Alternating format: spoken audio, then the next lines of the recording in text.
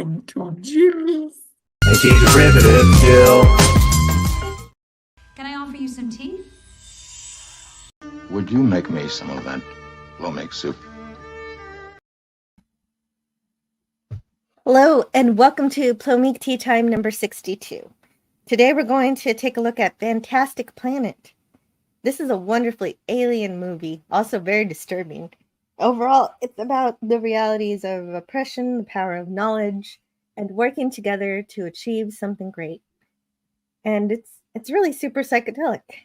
Have you guys seen this movie? If so, please let me know what you think about it. And if you haven't seen this movie, I didn't get any chance to make clips. I'm so sorry about that inability. And today we have to talk to us about this movie, Scotty R37. How are you doing today? I'm very well. This is, I've never seen this movie before, and it was an experience. I watched it stone cold sober. Me too. Because I had to watch it with the subtitles. And so I knew if I got tipsy, I wouldn't be able to read. So, yeah, this was a mind explosion of sci-fi concepts and different ideas. I thought it was absolutely fantastic. Planet.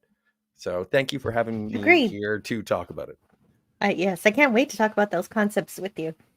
And also today we have pop culture curator, who I understand also enjoys this film, but has seen it before either of us ever have. Hello, everybody. Good to see you all. And yes, I've probably seen it since before you were born, Jill. I think I was first exposed to it about 1986, 85, 86. When I was in the Air Force. I was born in 85, so it might have been alive. Oh, well, close, so not quite, yeah. But yeah, I loved it. Yeah, watched it many times.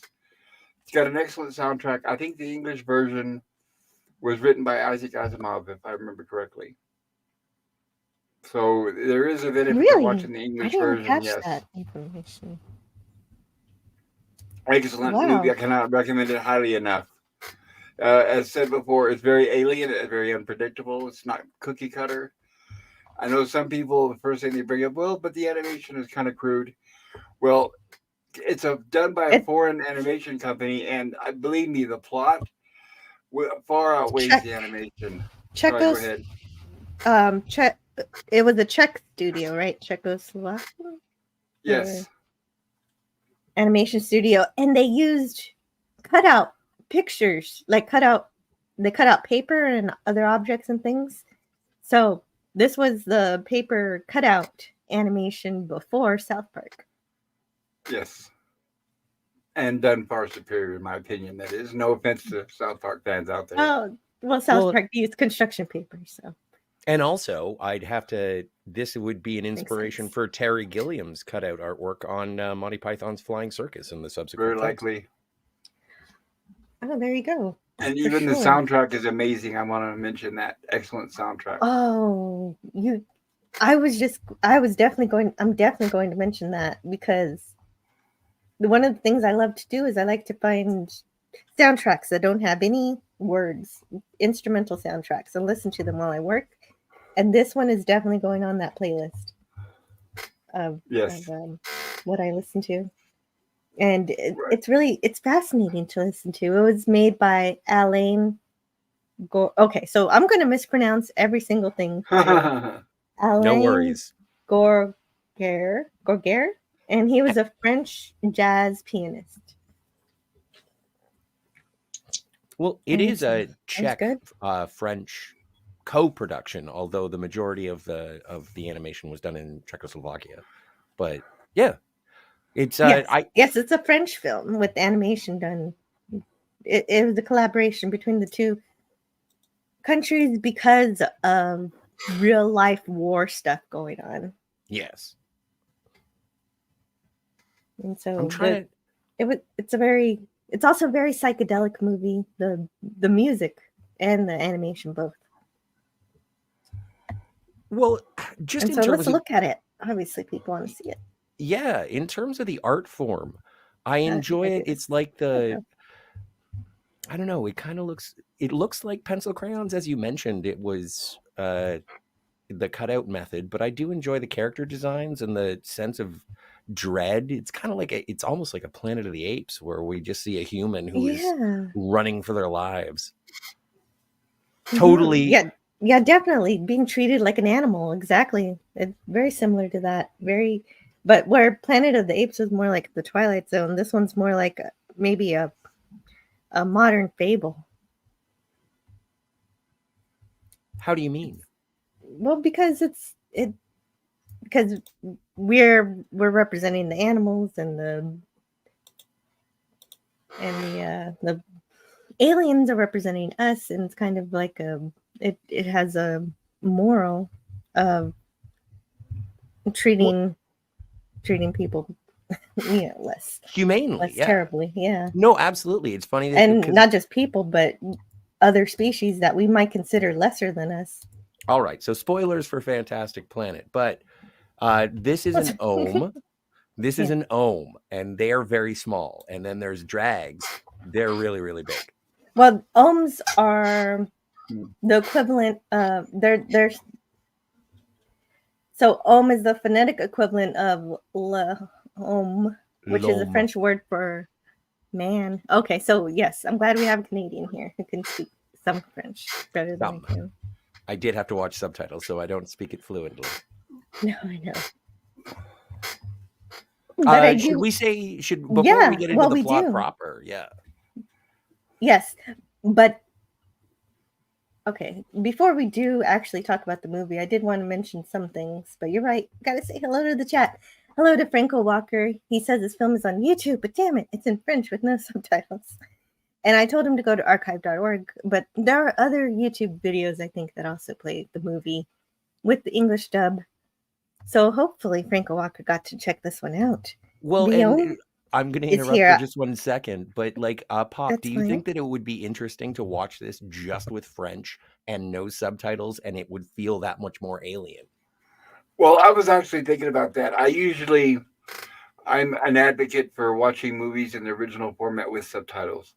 Mm-hmm. But light years, I'm having to say it's probably an exception because the dialogue is so dense that if you're focusing on the subtitles, you probably, and I don't usually say this, but you probably are going to be distracted by the subtitles because they're so dense and detailed that you might miss some of the action in the movie.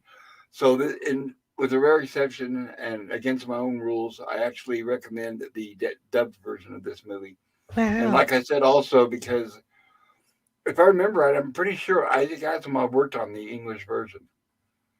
So he may have helped translate a little bit better than us trying to read the rough subtitles. That's really so cool. I really love that he was a part of this. I didn't find that in my research, and so I like learning that. So we'll see if I can dig up more on the subject. And it didn't bother me either. Usually when I see an English dub, it just doesn't sound right or look good. But it sounded great. That whoever did the voice acting for the English, they were really good. Well, then. Okay, no. Well, yeah. I'll hold off. I'll hold off. Please, the chat. Yeah, no, but the chat. See, Biome is here, and he or she can't wait. And I have not seen them in my chat before, so hello. Hello. And hello to Jim. Jim's Landscape, also classic comics. Saw this on PBS back around 1983. Just stumbled across it. Had no idea what it was. Don't remember much other than it was weird. It is kind of weird. It is very weird. I think I would dismiss it as being boring if I saw it when I was younger. Really? Yeah. Wow. I think it's mesmerizing, but I don't know what I would think of it as a kid. Well, a bit. Anyway, 5 says I can whistle, and I do have a poll in the chat asking people if they can whistle. When we get to that part, I will explain why I have that as a question. Tare loves Tiva. Repeat. Tare loves Tiva. Repeat. That's cute. Hello to Franco Walker. He can whistle out of tune if you want. Yeah. Well, that's better than I can. I can't whistle. And if anyone asks, you come from this side of the park. Keep that in mind. Hey, And oh, hey, it's Pop Culture Curator. He's also here on the panel. And hello from Facebook, Muzaffar Hussein. Good to see you. G. G. G. Mr. Miles says, I don't know how to answer the poll question. I can't whistle with an exhale, only an inhale. Okay. I only whistle through my nose. Hello. Hey, Canadian Spider-Man. Spidey.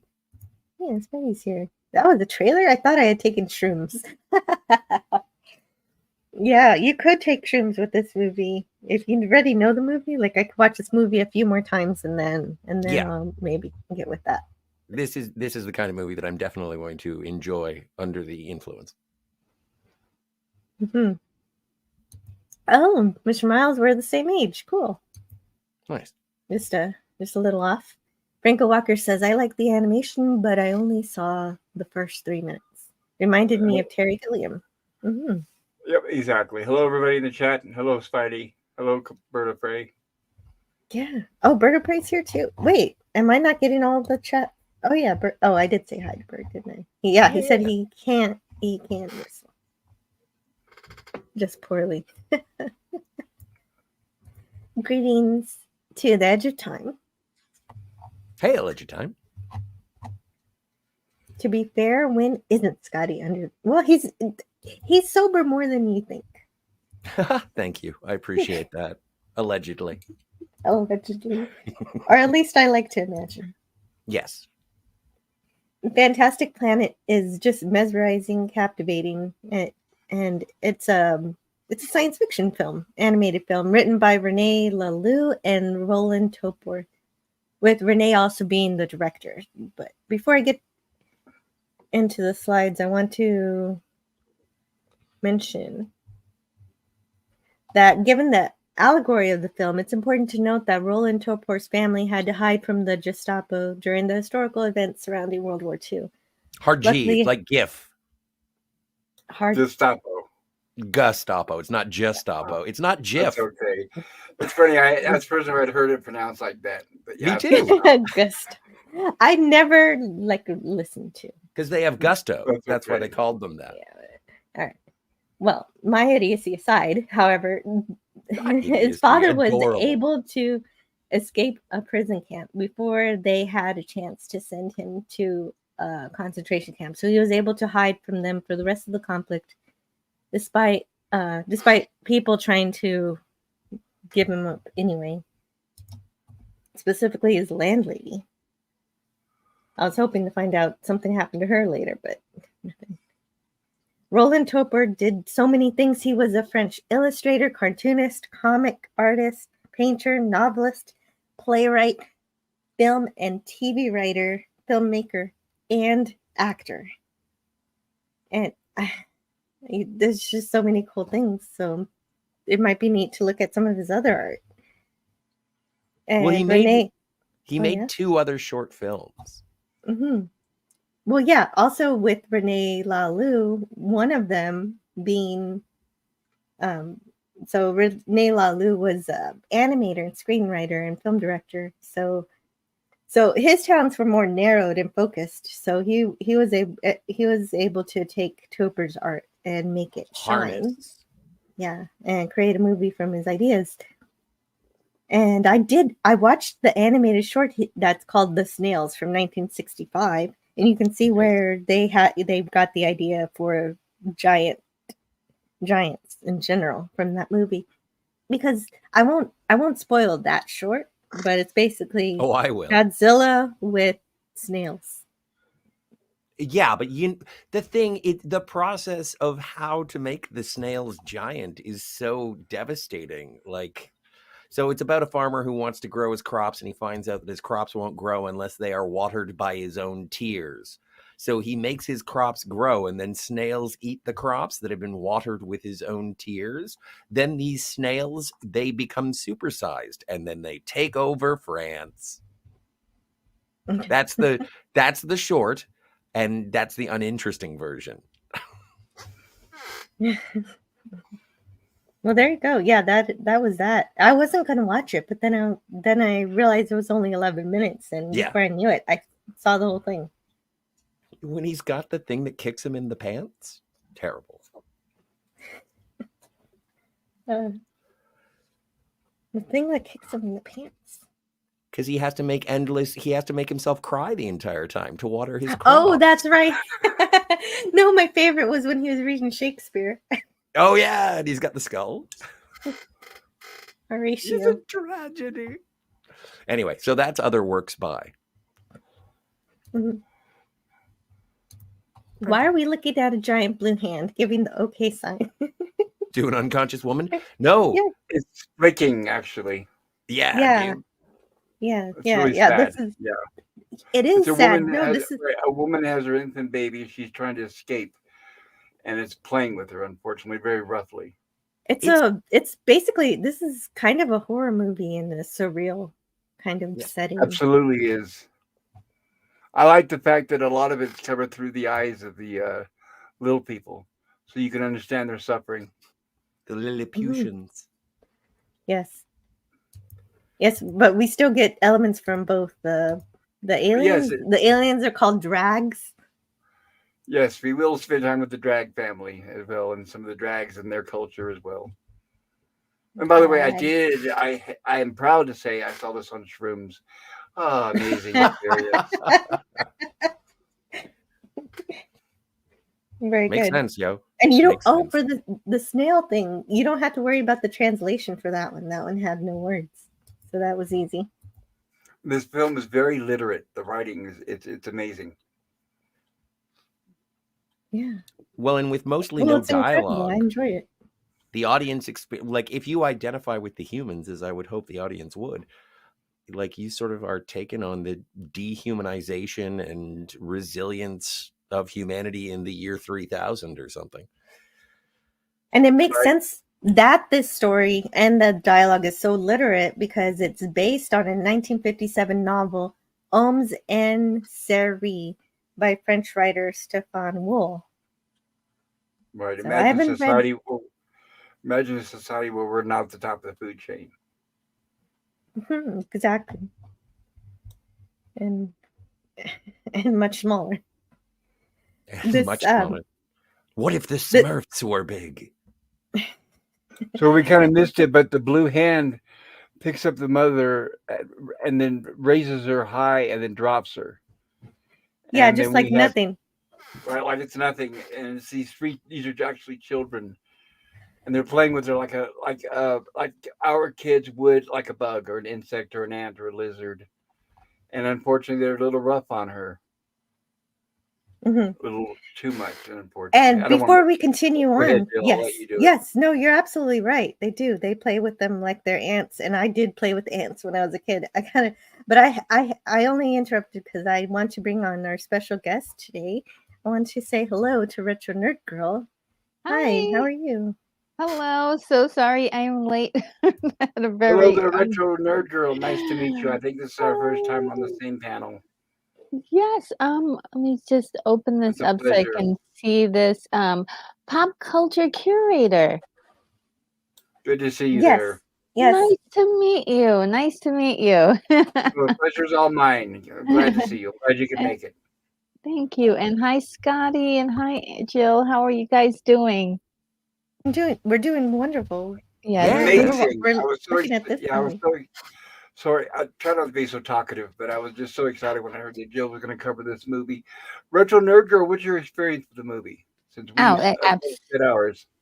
Oh, it's wonderful. This is like a feast for the eyes, and it's one of it's an amazing movie, full of fantasy. I love this world that we're on. It's just so incredible, and these creatures are so mysterious, and their culture is very interesting too. I love it so much. Well, I agree with all that. I agree. I think, honestly, if this would have been an American-made movie, it would have been a detriment to it. This is a perfect example of how foreign movies can get it just right. And how our brain is programmed to expect something totally different. Oh, absolutely. Like, yeah, I've been watching a few of Lelou's movies, and they're great. Like, I saw Time Masters Oh yes. Hi, Masters. recently. Oh, how is Yes, that? so good. It's very interesting. It's also exploring another like strange world where it just has this kind of weird thing that happens, and I won't give it away for anyone who hasn't seen it because it's really a good reveal. But yeah, the great story. You gotta listen to French. I don't know what's going on, but you got to look at the subtitles. And I know for a lot of people, American audiences or English speaking audiences, it could be a little rough because it's like you got to read and you also have to see these visuals. But it really is much better to watch it in the language it's in, because it just really you can get more out of the voice acting and feel the emotions that they're trying to convey so much better when in this form. I mean, voice actors are fantastic when they translate these things, but it's so much different in the original language. Oh, I gotta rewatch this then in French because I Oh, did watch the English dub. Oh, really? Yeah, yeah, try Yeah. it out. It's more, yeah, and it feels more, there's just a different feel to it. I recently reviewed another movie from him, which was Gandahar, which is There it is. Yes, I was waiting for you to say that. so good, so good. Excellent, Another one, isn't it? yeah, Yes, I very. was I telling mean, Jill about it. Yeah, it came out after this, and another amazing movie. oh yeah, yeah, and I've seen both the American version, which they changed a lot of about it, and the French version, and I actually like Yes, both versions. I encourage both viewings on Gandahar. Really great story. it is. What's interesting is the Huh. American-made version. w- Another rarity was they actually got some really big names to dub that version. Usually, Hmm. when they dub in English, they just get whoever people we haven't heard of. But like Glenn Close, Christopher Plummer. I mean, it had a great cast in the American version. Oh yeah, yeah, it was fantastic, and they really tried to take a different spin on it, but while they were making it a little bit different, it just has its own like grooviness. That's the only way I could say it. It's Absolutely. like the Yes. music too. The music is very much Yeah. 1980s, and it's really great. Yeah, great And stuff. I have to say, if you like Fantastic Planet, you'll love Gondahar. Now it goes under two names, Gondahar or Light Years. So if you're Yes. searching for it, Well, then I it have to is on see the it high then. seas, by the way. It is on the high seas. It may be under archive.org. I'm not sure. I'm going to try to see if I can find it because What? now I'm jealous. You can get Now that you're Well, promoting this, I'm going to. Yeah. this one's on Blu-ray. So is that one on Blu-ray too? I don't know if it's on Blu-ray. I remember back in the VHS days, it was very difficult to find. So I don't know if it's on Blu-ray or not. It would be well, and nice if it is. I think you can watch a copy of all of these on YouTube in some form or Oh fashion. yeah. Okay, very good. I Yes. do want to make sure I say hello to the people who just joined us.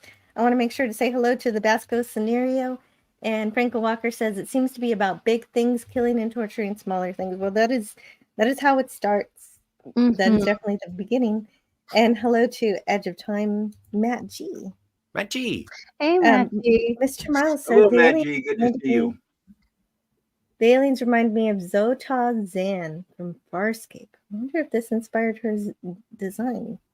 Huh. Mhm. I don't remember which character that is. I watched Farscape, but I don't remember. Is she the I blue think it's one? the blue one. I think she's the blue Yeah, one. Yeah. yeah, that would make Probably, sense. yeah. I There's don't a mean to good be chance, speciesist, but whatever. One of the blue ones. Yeah. Oops. But I'm Hold on. jealous, Jill. I have to say, since you're showing this, I'm gonna cover light years on my stream, on my Oh, sounds Tuesday good. horror sci-fi. Yes, so look forward to that very soon. I Oh, can't believe I hadn't thought of this. It's like my goodness. yeah. Well, And by the way, Go ahead. I sent Retro Nerd Girl a list of movies, and she picked this one. Thank you, Retro Nerd Girl. I You're welcome. highly thank you. I appreciate it. Yeah, Well, yeah. I actually covered this movie and Gandahar. I probably will cover. I did cover Time Masters as well, but I did that privately with my members. But it's like it's one of those. Lalu is just. I don't know. I don't know what to say except for he's just his work is just fantastic. So and in this animated form too, every single visual here looks like a piece of artwork that you can easily just put on your wall. The detail in the drawings are just a marvel to look at. Right. So, I would hang up some of this as wall art. yeah, it's so beautiful. Well, Classic Comics says And- there was a while where I wondered if this was real or just some dream I had. And I think that it explains is real. well. It is real. Thank goodness. And I Awesome. just subbed to your channel, Retro Nerd Girl. Oh, thank you. Thank you. Oh, awesome. Herc130 Well, anybody says that watch covers it in the Lightyear is language. a friend of it's in." mine. Oh, yeah. Sorry. I keep getting Yeah, names mixed up. don't worry Lightyear about and Fantastic Planet. Like the movies are synonymous in my brain. Did we get some blue alien nudity? Well, there is some nudity in this movie, and I wasn't sure. Yeah, go back one. YouTube Did you use the spray paint tool? Yeah, YouTube says that. Well, you'll see more. Okay, good. Although this is animated, everyone, it is not made for children. Yes, it is. It is. Although lots of children did watch it when they were kids, Mhm. and YouTube says that they allow nudity when it's like artistic, but I didn't want to risk it because Yes. this is definitely like a painting come to life. Yeah. Right, and a kid could watch it without being offended, but the way the intelligence level of the movie is, kids may get bored, or if they enjoy it, they may like the sights and sounds. But it's a movie that would grow with them. The older they get, the more they would understand. Yeah. Yes, I think it's important to show kids, movies like this, to see different art styles, to see different forms of art, because a lot of times a lot of people are getting a lot of computer art now, or like streamline high business art or art from big companies. So it's kind of nice to show them something a little a different level of art, and show them how it can work, and how how we as humans actually can do this stuff, and we've been doing it for a long time, and this was back in the 70s. And Yep. so I think we have an art we have an art that is almost dying in a way, or It is. or being threatened to die. And so Yes. there must be some of us to preserve this kind of creative endeavor. And so I think showing kids early this kind of stuff is just it's just going to expand them so much more. And if they can, I think nudity isn't a problem. No one's doing anything with the nudity in this particular thing. It's but not sexy. Yeah, No, it's the National Geographic style. Yeah. Exactly what I had in my notes, Pop Culture Curator, is that it's equal to National Geographic. So no, but great minds think alike on that one, and I agree that this could, if kids happen to watch this before they're really ready, it will spark their imaginations, because it did to mine, and mine is not nearly as free and open as the kids would be. So this could inspire some of them to get into real artwork too. Right, and Retro Nerd Girl is right. It's a testament to the dying art of manual, hand drawn animation. It's really sad. It's something CGI just could not do. I hope it's never redone. I think it's growing. They could duplicate something like this. The problem is, like, this isn't the kind of art that a lot of people are are actually being exposed to now. I mean, if you've seen all of the stuff, it looks like hyper realistic, and very glossy. I mean, it looks really good, a lot of it, but it is like it can train a person to say like, okay, this is the standard for what's good and everything else is bad, you know. One problem I notice in newer cartoons where is that all the characters look exactly the same, but they just change the face, and there's no, I don't know, there's no variation, and so the style in overcomes this the kind of character. style, you get mistakes, and you get a little more soul. Oh yeah, I love that. I Warts and do all, love it. yes. Yeah, And I then you're think it's getting the fabulous. scale of this. Imagine you're getting the scale of this because these are basically the giants. So imagine you're in this huge coliseum. Now remember, it also has the little people in this, so they are extremely small compared to the size of this coliseum. So you get a lot of examples of scale. I really love it. Yeah, The and the world imagination building. really runs wild with this movie. Sorry. Yeah, no, don't be sorry. It's so immersive. I agree. And They even go into detail explaining about their ecology, their history. Oh, it's amazing. Well, and well, this in yeah, terms of the historical documents as to what came from Earth, because the drags got the ohms on, like, this could be the product of they rescued the last of the humans from Earth, or maybe they destroyed Earth and took its resources back to what's the name of the planet that they're on? It's so unpronounceable. yeah, Yeah, that one. But it's Close just enough. in terms of the cultivation of humans, it's almost reminiscent of taking rabbits to Australia. Like, it's just introducing a new insidious biological into an unprepared ecology. Like, Right, it's and that's how they look at the humans, like we're pests, because sure, it's sure. like well, that's we're breeding how like the rabbits, adults look. and yes, That's how the adults right. look at the humans are like rats, like vermin, Hmm. but the Yeah. kids look at them like pets, and Yes, and the adult perspective is taught to the children because it one way it's exemplified is that the little girl, what's her name? Tiva. Tiva. Tiva. Tiva wants to name the little boy after her, but she's taught that they're pets, and so they need a pet name, and so that's Frisky or whatever. And then Prusty. you Right, but we get Rusty. terror. And then later on, you meet someone like a human named Frisky.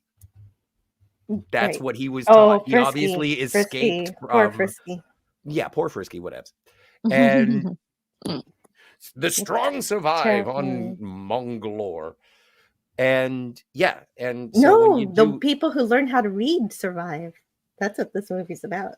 no, but they still get to the hollow tree with the feral ohms.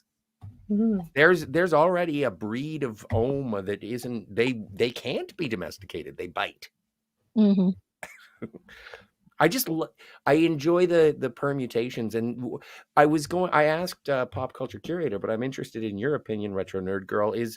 Have you ever watched this movie just in the French with no subtitles or dub, just to make it feel that much more alien? I'm not sure if I mean, there are many times I have watched this. Especially I think at the end, I think I stopped watching the more the it's more spectacle of a spectacle by the end. Um, so Yeah. it does feel like an alien endeavor, especially if you don't speak the language, and you're watching it. So I do feel that even still with the with the subtitles, and it's really immersive in that way, very immersive, because I had strange feelings after watching it for the first time, um, and just seeing how these humans were being treated. and sort of how helpless they were, and Hang all on. their Retro Nerd Girl, I have to ask a question of Jill. You blurred a boy's nipples, but not I his did. bare bottom. Right. No, butts are fine. Okay. Just checking. Anyway, sorry. Please carry on. Oh man, this was a great scene right here. Oh. With the meditation scene. It is. Oh, the meditation. Yes, please. Yeah, just learning about this weird culture and what they do and where they what happens to them when they do these strange meditations, and how it's almost like they're connecting to each other, and it turns out that they're going somewhere, to commiserate on a different moon. It's just like, Yeah, and they're all they're doing is just dancing. It's wild. It is. It is. It's more disturbing after you've seen it once and you realize what they're really doing. And I don't know. It's. But I Yeah. appreciate it They're because experiencing it feels alien. It feels like I'm witnessing through the character of Tear. It's like I have no idea what is going on, but it is terrifying. Yeah. And I wonder if you can correlate that to how animals might perceive us, because they don't know what we're doing. They don't understand our technology and the things we're up to. And Absolutely. Especially pandas. Oh, especially the pandas. Don't get me started. Anyway, sorry. Back to the drags. But I didn't realize that they were traveling, like they could actually literally travel to space. I didn't know if those bubbles with the aliens inside of them were just their meditative minds extending outward. I didn't realize it's similar to our out of body experiences. I think because I know something that we've spoken of. Some people spoke of. Some people say it's real, where you can meditate and your soul can essentially leave your body. But according to the plot of this movie, when you leave your body spiritually, you can meet up with others on the same realm. And that's what they're doing. They're kind of leaving the body spiritually, leaving the body behind. The spirits arise and leave the body. And then all those spirits together can meet together in a certain location. I don't want to give way too many spoilers yet. But I think that's how. Now, for everybody out there, nothing is clearly explained to the audience. Well, not nothing, but there's a lot that is not, that is left up to interpretation. So you're going to hear us trying to describe how we interpret, how we receive film. Well, and just in these slides that just passed, in terms of Tear switching Tiva's makeup, and that's not fun. It's just an idea of connection between the two sentient beings, and then later on, Tiva is like, "Oh yeah, well I can get you struck by lightning," and it's like this is just a game as well. It's not going to hurt him. Like he's going to get hurt, but he's not going to die or anything. And so it's just so like even when Tear tries to connect with Tiva, the difference between their biological, he's a pet, she's a master, and that's the way it works. And so there is no respect for Tear, even though, as we'll see, he starts learning. Yes. And we need to mention the ring around his neck. It's a power ring that can control him. His movements, it keeps him within a certain vicinity. And that's isn't it more just like a pullback? It's just like a leash. It's like a leash. Yeah, it's like a sci-fi version of a leash. Right. It doesn't really torture him, but it keeps him within a certain area. Yeah, so which still sucks.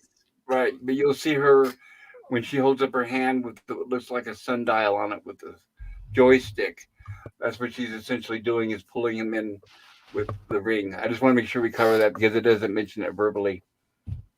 Thank you so much. Yes, I did have that in my notes, but we missed it, and it is a very important part of it to mention, because if you've ever seen somebody drag a dog like that, that is awful too, and so that's essentially what's happening here.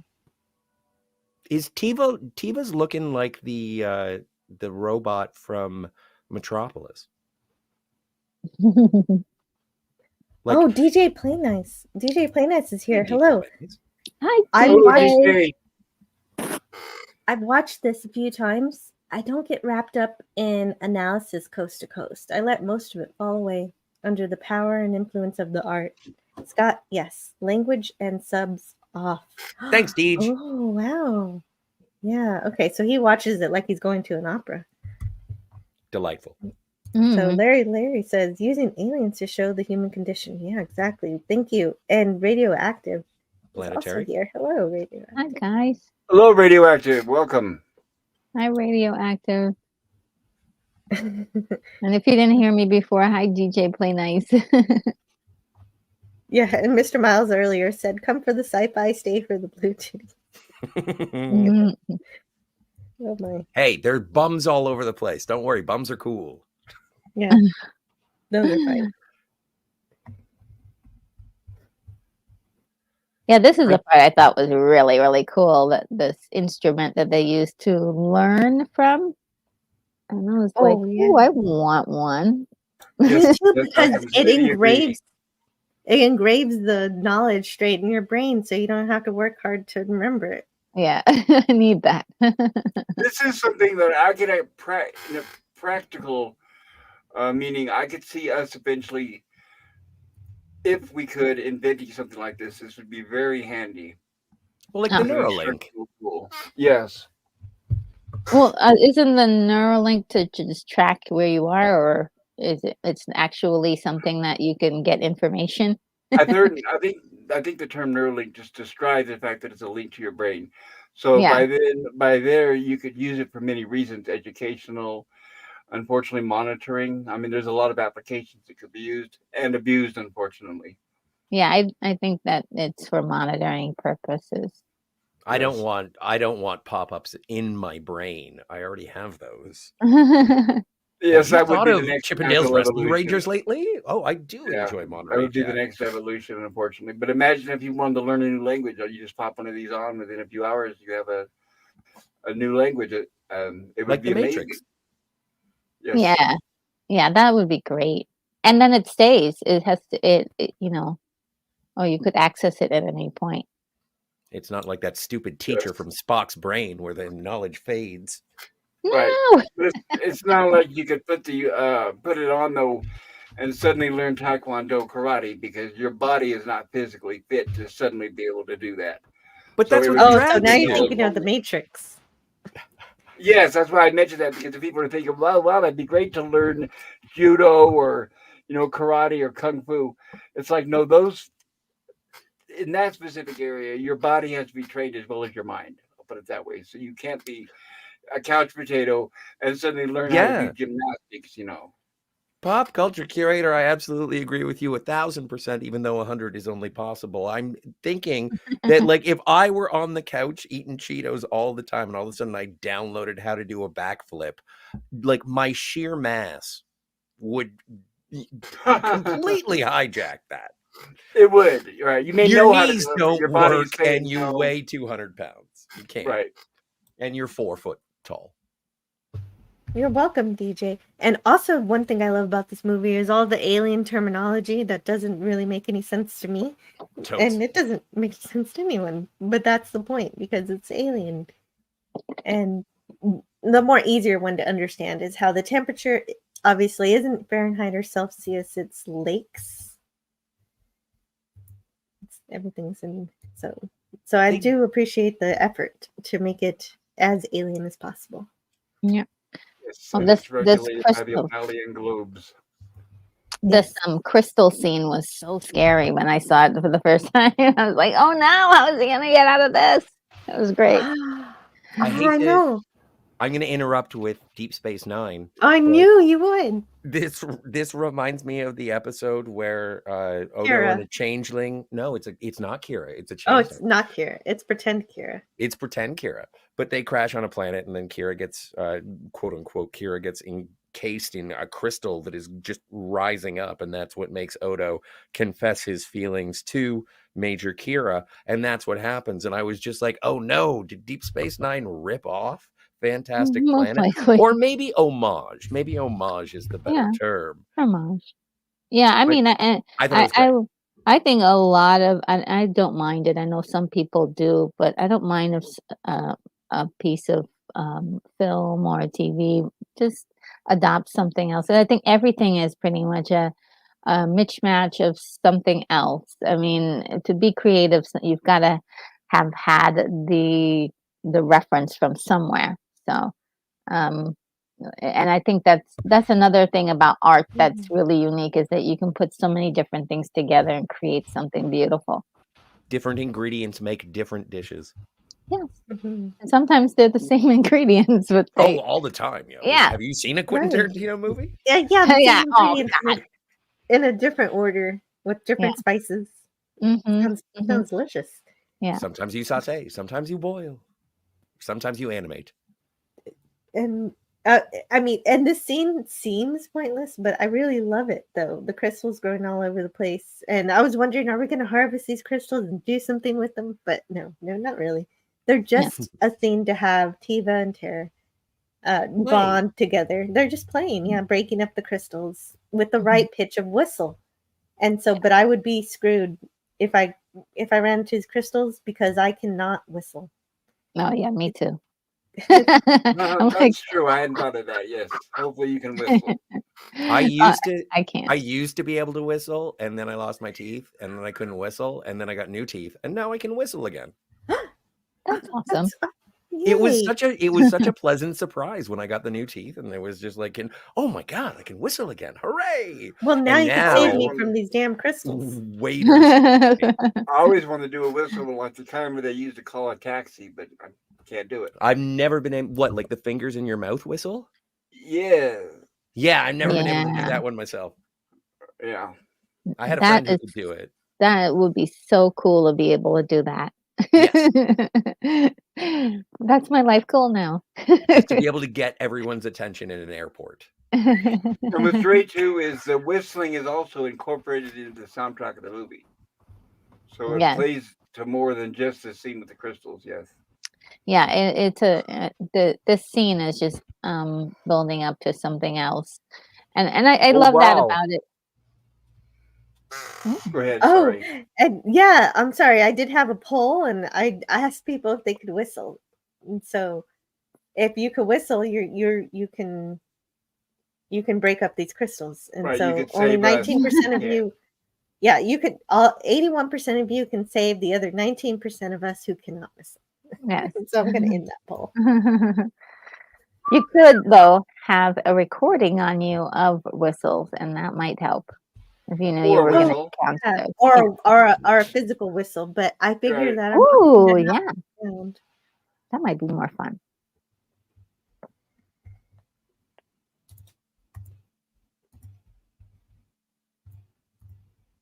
So, Scotty, it wouldn't be the first time DS9 ripped off something else. Babylon 5. Oh, Miles. I don't know. I don't care enough about Babylon 5 to have that argument. And I wouldn't know. I haven't watched either show, but I've heard about it. There is a thing where the Babylon 5 information did wind up with Paramount, and then Deep Space Nine happened. Whether or not it has these two things are connected. And Frank Walker says, I lost 2 of my front teeth and had to teach myself how to whistle again. I hope you had a good Christmas. That song. Some people say every story is derived from Shakespeare, says Larry. Well, definitely not the. Yeah, well, definitely not the the ones that not everyone, but I think the classics are, or the the stuff from antiquity, and those are really great stories. Like Jason and the Fleece and the Minotaur, and those old stories are really great. Odysseus. All right, another Harryhausen fan. Beautiful. Oh yeah. Yeah, Harryhausen rules. Harryhausen, my goodness. Oops, sorry about that. Oh no, it was very cheerful. Oh, good. So as we can see here, About the social movie is alarm. following. As we can see here, the movie is following along with the process of Tear growing up and maturing. Yes. So we're learning along with him. And now he's escaped, and so we have. Oh no, not escape. This is still Tear is witnessing what other people do with their ohms. Yeah. And so This let's is tie like- their hair together and make them fight. It's like dog fighting or cock fighting. Mm-hmm. Yeah. But Hey, really- nipples! Oh, did I miss some? I think we'll get over it. It's okay. No, but I'm a child. Well, then those are eyes. How's that? Okay, thank you, sir. I'm Right, they're sorry. I didn't mean aliens. to So those disrupt. are extra eyes. Anyway, what horrible clothing that you put on your doll? Obviously alien. Why are you a unicorn? It's like they're dressing them up like circus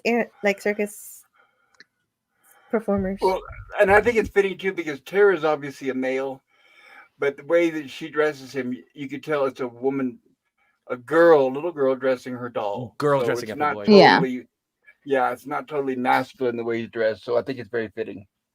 Well, and I love this interaction because obviously the ohm on the right is an elderly man, or not elderly, maybe middle-aged. Maybe he's a like little 30. older, yeah. He's 37 in 1973. Like, look at him. And then obviously Tear is probably about 18. And eventually the grandstanding of the older one just sort of like trying to make himself big and make a lot of noise so that Tear won't throttle him is unsuccessful. It's like, I'm not going to be shown up by you, pal. And Well, I so think he they jumps realized him that- and strangles him. And it's like, oh, he's going to kill. He's going to. I agree. I think that they realize. Now we're talking about the little people, the ohms. I think they realize that if they don't outperform the other, that their life is going to be limited. So that's why I think they take competition so seriously. 200 quatloos on the newcomer.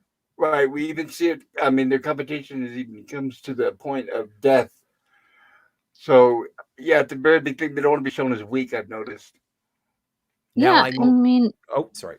oh well, I think it's sort of a natural thing. Like, if they're really good, they get special treatment. If their owners don't like them, they get punished or they get treated terribly. And Or so, discarded, yes. or discarded, or they could be out in the wild, and there could be some fear about what happens out in the wild too. So I think from a psychological perspective, this is a smart choice to like impress the heck out of your owner, if you will. Yes. Or you could end up in in favorable circumstances, and it's sad because this also stems from like oppressed people, or even this is something that humans would naturally resort to instead of like they're probably also looking at these creatures and looking at them and hope trying to see, are they gonna like conspire together, or you don't want them to hang out and play too much together. You don't know what a group of them might do, because they are oppressed. Freedom of assembly, yo. Yes, Yeah, excellent. exactly. Right, excellent way to describe it. Thank you. I think that is, indeed, the children treat the ohms like a 12-year-old treats their hamster, and except these hamsters are really smart, so we're going to see how they overcome that oppression over the course of the movie. What are these drags huffing? I don't know, but it apparently grows on the trees, because later on I see it on the trees. Oh, they do it again? And yeah, well, no, they don't harvest the tree or anything, but I see it growing on there, and I figure it's the same substance. It's But I just, don't know it's what this interesting is. that they have a communal huffing cloud. Yeah. That's as good as anybody I could like. It's just food that floats into their mouth. Is it food? Yeah, they're eating it. I thought it was encouraging me to inhale things. Tiki of Doom, hello. He hasn't heard this movie until recently. Alien Weed is what it Tiki says. of Doom gets it. Alien Oh no, what happened to weed, pop culture? man. Dropped. He'll be back because I love his insight. I do too. I don't know what happened. Well, he wasn't talking for a while, so I don't know. I don't know if he had to step away. Now, if I can ask a question, just in terms of your interpretations, like they do talk a lot in the exposition, whether it be dub or subtitle, they talk about, and I'm sure in French, they talk about the seas of this world. And like, what do you think of these people being fishy? Like we don't see them swim ever, but they've obviously got like some kind of weird fin ears. It may be part of their evolution. No hair, better swimmers. Yeah, I mean they may have evolved from their seas. It's totally possible. It could be like a version of like whales that are on that planet, and imagine what whales on their planet would look like. It would be so cool. Dolphin people. Yeah, I mean, I've always imagined a sequel to this, but the story, I believe the story does end after this. There may be like one or two extra pieces to it according to the book. But it is totally possible that they just evolved out of the oceans and became land dwelling creatures. Well, and because when we see the humans as like the ohms, pardon me, they're typically like just wearing sort of like loincloths and whatnot. They don't have to bundle up. So maybe it's a very humid atmosphere, like it's just inherently warm because of the moisture within. Ooh, yeah, but I never really thought about that. But yeah, that's true. It doesn't seem to have to endure many other temperatures other than like Rain. nice weather. Yeah, and some rain. Yeah. And that's a good guess. We don't actually know what the temperature is on the planet because everything's measured in lakes, and I don't know what that is. So, but like Celsius. They can obviously hear, so I'm sure those ears work. But the fact they're shaped like a fin, it could be a vestigial kind of thing. You could be right. I never even considered Kevin that. Costner from Waterworld, but in 200 years. I love that movie. I love that movie. I really do.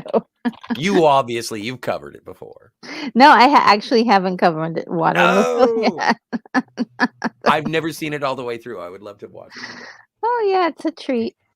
Oh, and hello to Darius Munchausen in the chat. Also, Kronos is here. Hello, guys. And then Brogu says hello. Hope you're having a great day. I hope you're having a great day too. So the parents here, they're realizing that Tara is learning from Tiva's lessons because this movie is all about how knowledge is power, and they want her to stop bringing him to her lessons. Yep. But she's forbidden, even though she enjoys doing it and he enjoys it. Yeah, and I think that's where we sort of get our first glimpse at the fact that they definitely don't want these creatures to be smart. And it's really, yeah, it was really interesting because while watching this, I disassociated myself from being human attached to the humans, or the ohms. I actually like almost felt like the story of the drags were more about humans than it was like the drags were actually the humans, and the humans were a metaphor for something else or anything else, or some sort of species that would be considered like a subspecies. And so it was very, very interesting because they did not want the to be smart or to gain knowledge. And my question was, why? And as we continue on with the story, I start to understand why they would want to conceal a lot of the information that could be learned from these lessons. Well, and also it does sort of comment on coexistive power, because the dregs, they don't see the humans as being a threat or an influence. They are, as mentioned before, just insignificant ants. Like, we don't want more of them because they're going to procreate so very, very quickly. But like, they don't see any value in the ohms at all. Yeah. Except for, playthings. Yeah. So I think that's why the dynamic, there is no coexistence between the ohms and the dregs, because the dregs are like, what can you do? Yeah, Really?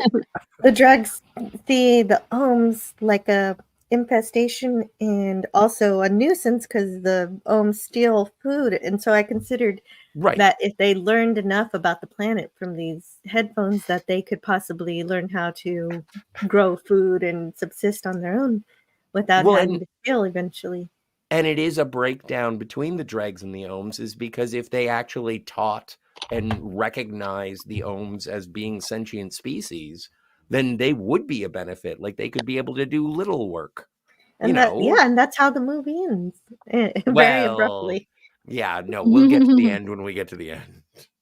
Yeah, the thing that I would say is that, especially with the stealing of the food and the things that the way that they talk about the ohms, it's definitely reminds me of like rodents, or if you like rodents. Like, you go into the cupboard and some people will say, oh, I see little bites where they've taken a bite out of this, or you can hear them in the kitchen at night, or we're missing some food. It must have been the little vermin. And no, they're the borrowers. The borrowers. Never mind, keep going. Sorry, I think I know what you're talking about. I think was it a show? No, it was a movie. A movie, The Borrowers. It's not important, please. I interrupted. No. That was pretty much it. They sort of, especially during the latter part of the story, it felt like the drags were dealing with them as if they were vermin, and absolutely. Well, basically committing genocide every 3 cycles, they say. Yes. Of all of the wild ohms was their goal, because they believe that to keep the population under control. Well, isn't a week for the dregs a year for the ohms? Yeah, so potentially if the drags live for 100 years of their time, that means they live for 5,000 years of our time. So that also correlates to how we live a lot longer than other animals. So cool. I love this guy. Oh boy, yeah. I like, love who it. Put him in that cage, or does he just live there? That's his protection. Maybe that's why he's so upset, because he lives in there, And he doesn't do anything with his captives. He just shakes them until they're dead and slam dunks them on the ground. And laughs. He enjoys it, yes. And then he's just like, that's good. I'm fine. Yeah, that's just for fun. He's not even eating them. There's so much going on in the movie that they don't explain. It just happens, and you just go with the flow. Well, but those animals, they look like fish, flying fish, birds. So maybe those are the. Ooh, yeah, another little clue as to where their origins might have come from, like that. Well, and speaking more of that cloud stuff. Like influence. Oh, the clouds. No, we'll talk anyway. Oh my stars! What a bad hat. Yeah, you can tell he's not happy. No. I think the veneer. It looks like the lady's wearing a blue bra, Jill. Why did you have to use every color to be blue? So, Jill, did you cut? Okay, it was the middle of the night. All right. Did you cut out all the scenes with the old lady, Jill, because of the nudity?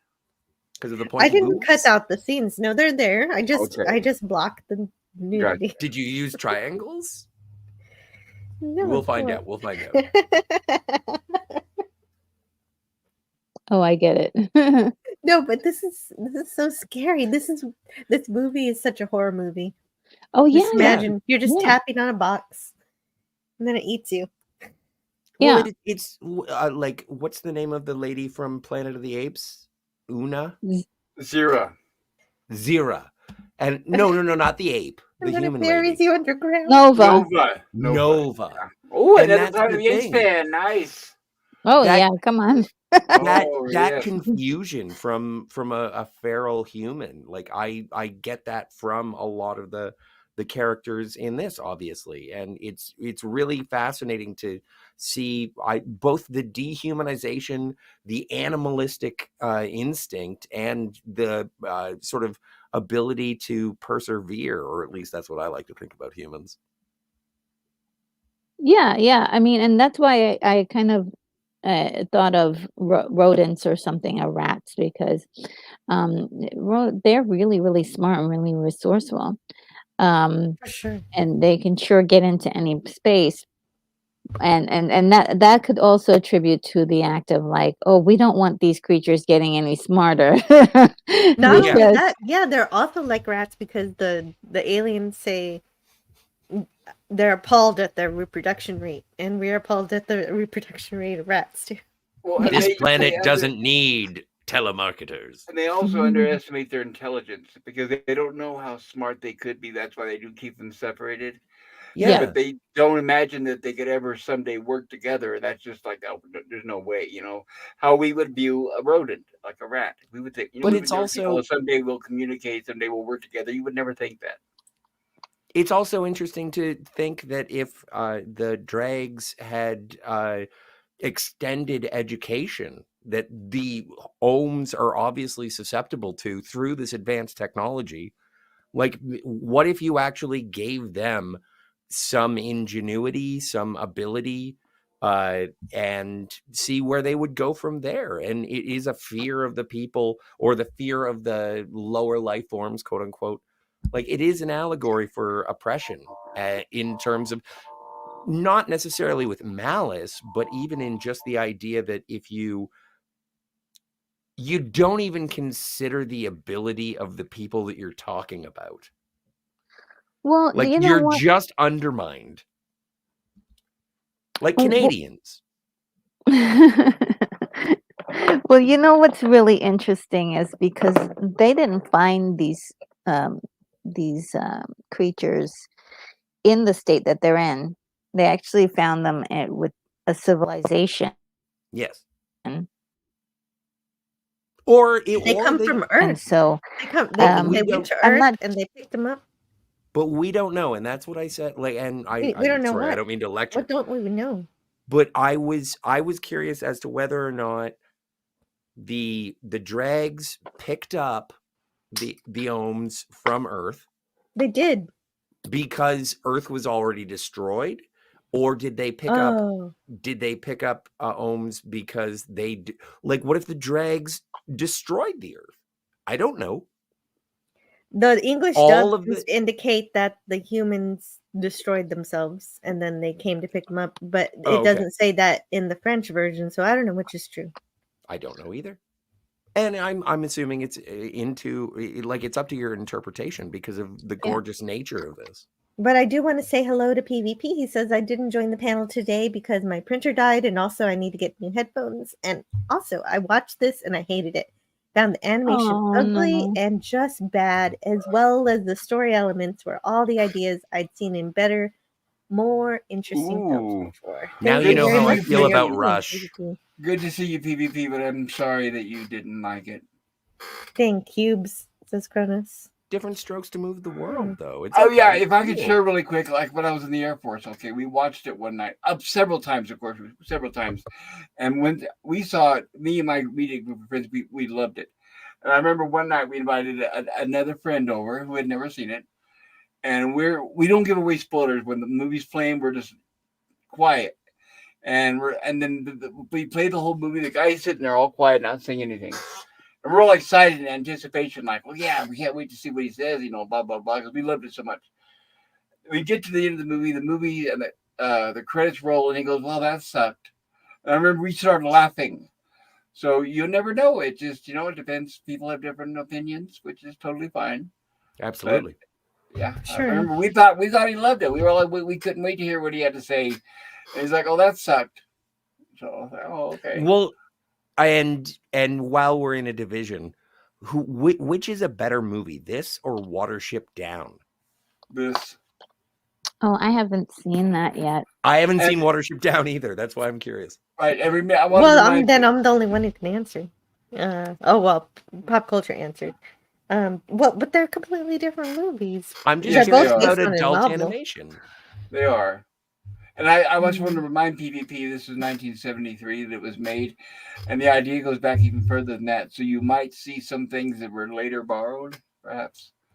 So sometimes that might give you the appearance that some of the ideas are old, which they may have been original at the time. That's all I'm trying to say. Sorry. Original, yeah, absolutely. I think there's a lot of originality in this movie and uniqueness. And like John Delagarza says, I remember seeing this as a kid. It was a trippy movie, for sure. I saw this as a kid, and I was 46 years old.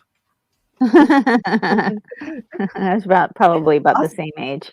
I have to say, see you later to Kronos, and also Grogu has to go. Well, take care, you guys. Have a good one. Stay safe. Take care, guys. Yeah. BVP says he couldn't get into the film. He found it boring, and they could have cut the running time by half. And that's why I didn't join the panel, as I had nothing positive to say. And so the movie does go at a slower pace, but I think the animation and the music all make up for the lack of dialogue. Yeah, I was never bored. I could watch it again tomorrow and not be bored. I know. Bored. I want to watch it again. I do. Mm-hmm. I really do, because I feel like I will see something that I missed. Well, it makes me curious. Like the movie itself just makes me curious. Like I enjoy looking at it. The as I mentioned, the fauna, like the animals on this planet, they weird me out. I think that they look oddly sexual. Like they are. It's very. I don't know. I was wondering if I needed to block them out. I don't want to attribute it to like a Giger interpretation, but there is a bunch of that. This is, I think it was Franco who said earlier in the chat that this would be a great double bill with the first Heavy Metal and that animated film, because this is like an extended Mobius weird extrapolation of ideas with visually striking things that blow my mind. It's like, oh yeah, no, that there we go. There we have a skull of one of the drags. Definitely, and they have a mating. Weirdest they have a mating ritual ever. No, it's not the weirdest. I've been to weirder. Oh, yeah, weirder. That's been weird. I love weird films. It's very. I haven't seen a weirder one than this, but okay. Oh, watch Gandahar. That's pretty weird. Okay, there you go. Yeah, Razorhead's another one. Oh, we'll be yeah. covering eventually. Haven't seen that one either, so now I have a list of weird movies with weird sex scenes in it. Thank you. Well, speaking of weird sex scenes, I have to go have a cigarette.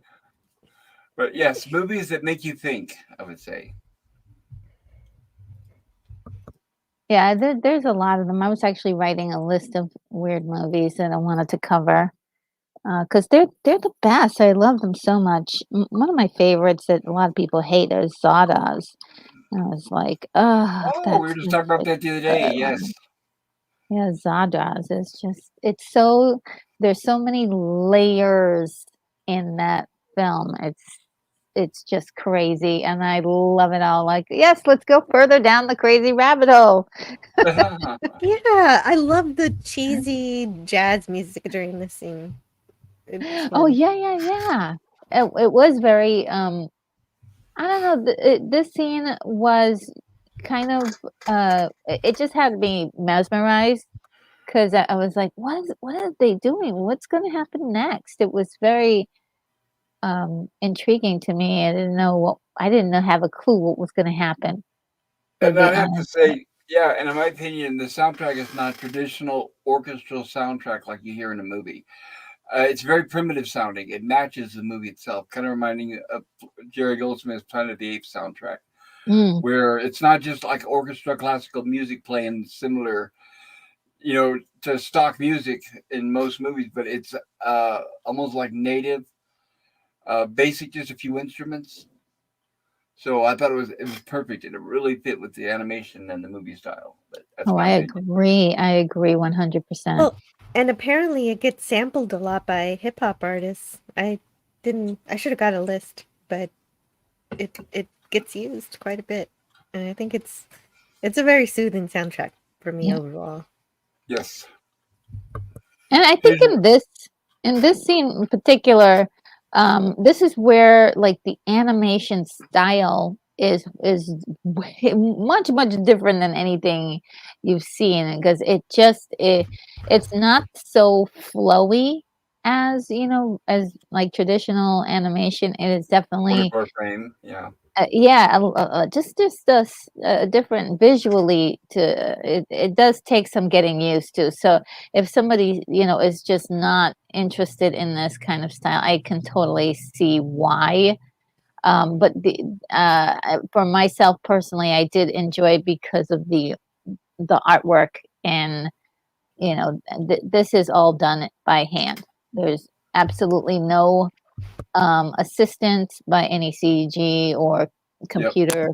Um, these guys uh, were operating on a completely different system than, like, say, Disney or any of the other big animation studios. They were doing everything on their own, and so it's just kind of like amazing to see. In my personal opinion, I love this No, it stuff. is, and I have to It's Like agree. really it's uncovering. Oh, I was just gonna say it's like uncovering a secret or something. It is, and not only that though, but the animation. Now, not as far as animation like frames per second, but the style of the way they drew everything. It has a lot of shading and art. You could see almost every pencil Yeah, scratch. It looks. I mean, it looks obviously hand done, which I think is amazing, and it looks so good. It's not clean. Excuse me. It's not perfectly clean like a lot of American animation or Saturday morning stuff like we've seen here. I mean, if you look at it, like when they show the characters, like when they show the ohms, you can see where they actually took the pencils and actually shaded it in instead of just being a character like with The Simpsons, where it's just an outline character colored in. I wish we had a Hungry Boy here. He could help me describe. He's an excellent artist, and he could describe what I'm talking about with the animation style. But When you I can was see a what kid, they're. I really got Go into ahead. sketching.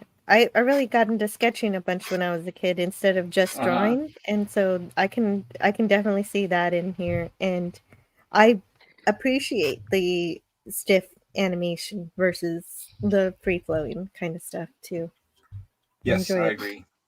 And yeah, I wish Hungry was here too. He does have a link, but most likely he is asleep. Probably, yeah, sawing logs, which I can understand that the man works super long hours. Oh yeah, definitely. But it looks like the Hastings animation. Go three ahead. sensor areas are part of those clips. But I would say the animation, I want to add really quick, is it Sure. looks like they really spent a lot of time on it. It doesn't look like it's slapped together. I mean, it looks like every frame was hand drawn, and which really adds to the detail, I think, is what I was trying to explain. yes, it's beautiful. I just love it. I don't know why, but I get the vibe of like the movie Heavy Metal. Yeah, because they did use similar techniques. I don't think the one technique that they did use in heavy metal that they probably did not use is rotoscoping. Yes. But you have Blue bars for that movie. Well, a lot of it's interesting because this is a cutout animation, but when they show the ohms, like little ohms, they're just stick figures running, and they still convey so much emotion. And you still see, like, where Tear is. I don't know Tear's girlfriend's name, but they're both dragging the learning headband across, and like you kind of get the sense of where your protagonists are throughout the film. Oh yeah. I think this is a actually cool scene where they're all learning. I was like, yes, they're gonna, at that point I was rooting for them and just hoping that they were going to organize themselves and which they do. It's just sort of So you're on the side of the ohms. You like yeah, the ohms? Well, yeah, because it's kind of Because weird. you are one. You're an ohm. I'm an ohm now. Yes, I've traded sides. All right. It's spelling out here. This is where the human element goes back to the ohms. At the beginning, they're really just the drags were more humanized in the beginning, but later on in the story, the ohms are more humanized. Well, and like as I mentioned before, like it looks like pencil crayons, and it reminds me of where the wild things are. To a certain extent, just in terms of that. Yes, it is. Yeah, it's similar. Textured. Yeah. Yes, I agree. Anyway, I really enjoyed it. It blew my mind. And then, oh my God, did we get to the pellets of death? I can't wait until the Not yet.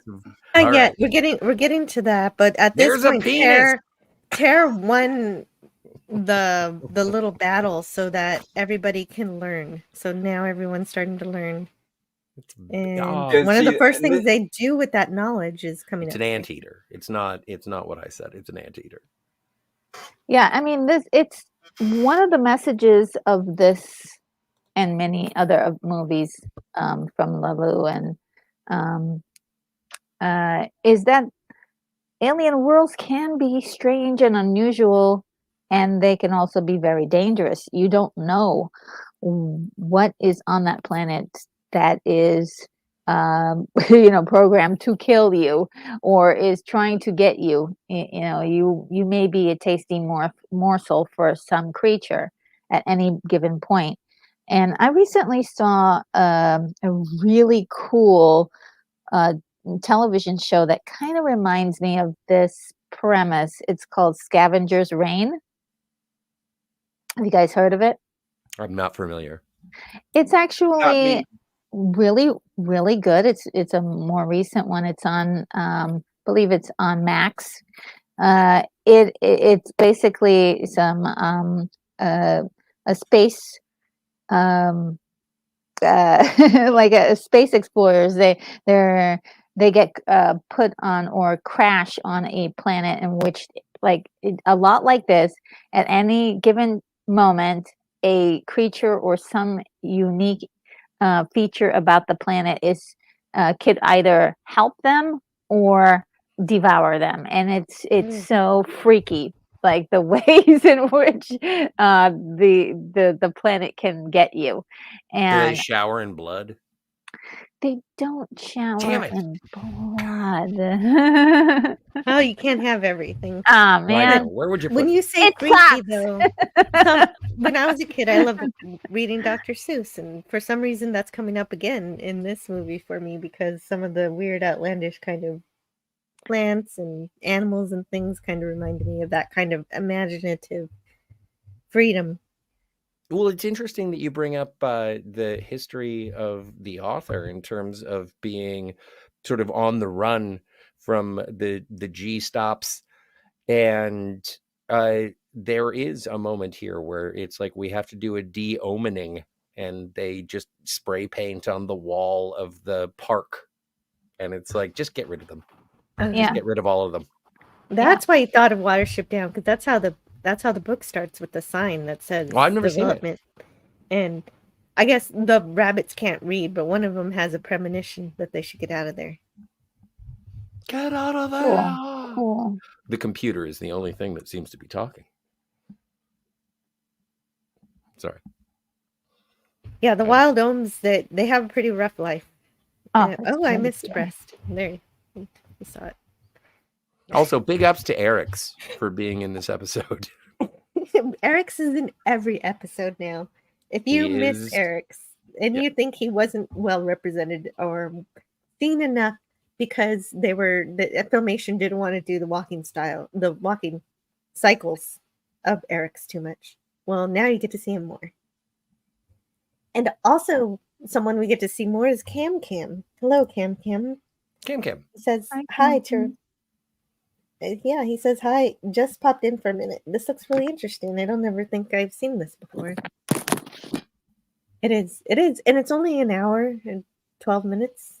It's not a long movie. It's really wonderful. Although, even though I love it, it does feel a bit longer. Sometimes you are waiting to see what's happening, but I don't mind. The thing is that I get so enveloped with the art style and the tension, and then also the catharsis of when the ohms get to relax. Like I find it visually stunning.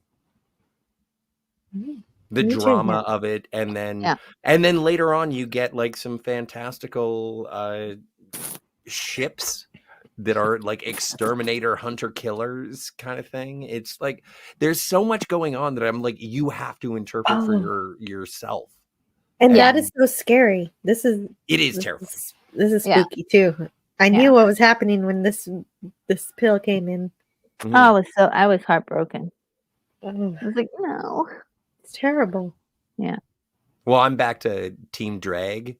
And so I'm like, get rid of these monkeys. I love this sort of delivery system. It's weird technology, and it all seems to be based on air pressure and natural forces, as opposed to being mechanized. Until it's not, and then they have spaceships and it looks practical. Like it has a practical use. And then you have the slave collaborators who are on leashes. Right. They're like hound dogs. Yeah. A lot of it is terrifying, and it makes you shift your perspective on what's going on. Even the people in the hollow shrub and the great tree, they have a war between one another because each one of them wants more. And so it puts all sides of this weird alien landscape against one another, whether it be dumb animal like an owl that comes down and aardvarks up a bunch of the ohms, or if it's we haven't gotten to the death of the drag. What an ominous, like that looks like Dr. Manhattan from Watchmen. Mm-hmm. You know, and it also speaks of a very old allegory of why Divide and Conquer is so successful. Is you keep them, the other ones ignorant, and you keep them warring against each other. I mean, we're seeing it now, even our daily lives, and it's really sad, but it's very effective. Exactly. Yep. Everybody get in the hole. Oh wait, that was a bad idea. Right. Yeah. That's exactly right, pop culture, because the ohms only win once they come together. Yeah. Right. That's the only way you can. Right. But is that a drag skull? Yes. Okay. That's what I thought. They were sleeping in there. That one area where they were all sleeping looked like an air canal. What? They were sleeping in the air canal? Huh? Yeah, didn't it look like it was an air canal where they were sleeping? I'm making a bad joke, but thank you for playing. Oh, yeah. Sorry, I didn't get it. I'm sorry. I can't hear. Yes, it was only the second time it happened that I realized that it was a joke. So, right, and this is a great turning point in the movie here. Yes, this reminds me of Gulliver's Travels. Kind of. Yeah. Well, also, like the way this goes down is kind of funny because they were already in a conversation of anger and fear, more fear than anything. And then the ohms, they were like, yeah, let's go and kill these, let's smush them all. We could just do that. And the ohms fought back, and it was beautiful. And the other one just ran away. They have no empathy at all for the ohms, and so they just think that they can just squish them like cockroaches. Right, but the Ohms Yeah. are upset because of what happened, because the extermination is what pushed them over the edge. They've had enough, So it's the rebellion, Once again, we're getting the famous rebellion, which is good. Well, and Absolutely. also the dregs, they don't have toes Yeah. Well, yeah, they have like a. because they're swimmers.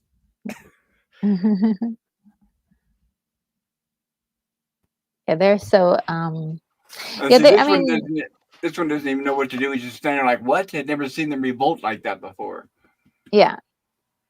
He He's dips out scared. of He it. runs out. He just gives up on his friend. I don't know. I guess he wasn't much of a friend.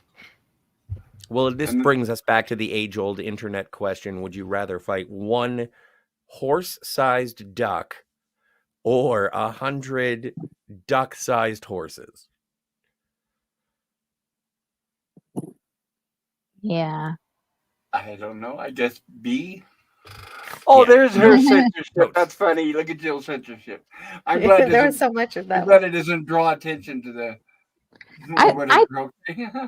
I thought this moment was really quite interesting. What happens to their eyes when they pass on? Oh yeah.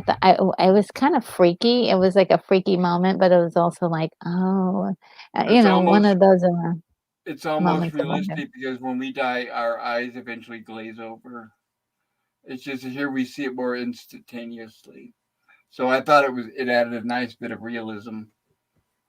Well, in the narrative of the movie, we see their eyes go blue when they meditate, and Mhm. then we see their eyes when they die here or sleep. But they have sort of appearing eyelids. The thing that was most startling is later on when the Ohms start destroying the headless statues, and they're just like ripped from red to blue, and they don't know what to do, and they sort of run around and they don't know what's going on. And that's what causes the chaos near the end, is that when their animus is taken from them, that like not by choice, it is drastic.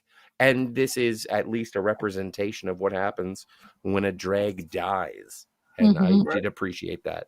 Right. And if you're in the chat and if you have not seen this, we will be getting to that, what Scotty is talking about. They will be showing that. Yeah. The Canadian Spider-Man says it would be easier to butcher and harvest 100 duck-sized horses. Agreed. That's what I would think, yeah. But easier to skin and gut one horse-sized duck. I don't know. It'd be like a death claw from Fallout. I don't know if I could take on a duck-sized horse or a horse-sized duck. A horse-sized duck. Yeah, they're big. But and ducks are mean, yo. Yeah, they are mean, but PvP wants to ride one with a saddle. All right. Yeehaw. So now they're very upset, and they're starting to realize, wait a minute, what is this? They've underestimated the Ohms all this time. Yes, and So now they're it's like- even questioning having tame Ohms.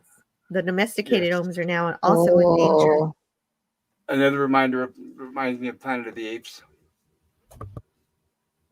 Yes. By the way, Very, Nerd Girl, very, very, very much. Nerd Girl, did you ever read the book, Planet of the Apes? No, I did not. Another I French. did. Yeah. I did, and we're having a viewing party. We're going to have our / review of it Tuesday night. You're welcome. If you want to be there, I'm going to be explaining the differences between the book and the movie. Okay, well, I'll have to. I have to work that night, but I will. I know it's short. Oh, notice, but actually, I have something that I have to do that night. Actually, I have to do something that night too. But yes, I will. I will look out for it, and I will definitely rewatch your live stream. Sorry about that. I will be. No, that's okay. It's very I have short something notice. launching on Tuesday night. Yeah, and it's very short notice, but I will be for anybody who is interested. I will be comparing the book from the movie. I have to say the book from the movies, plural force movies.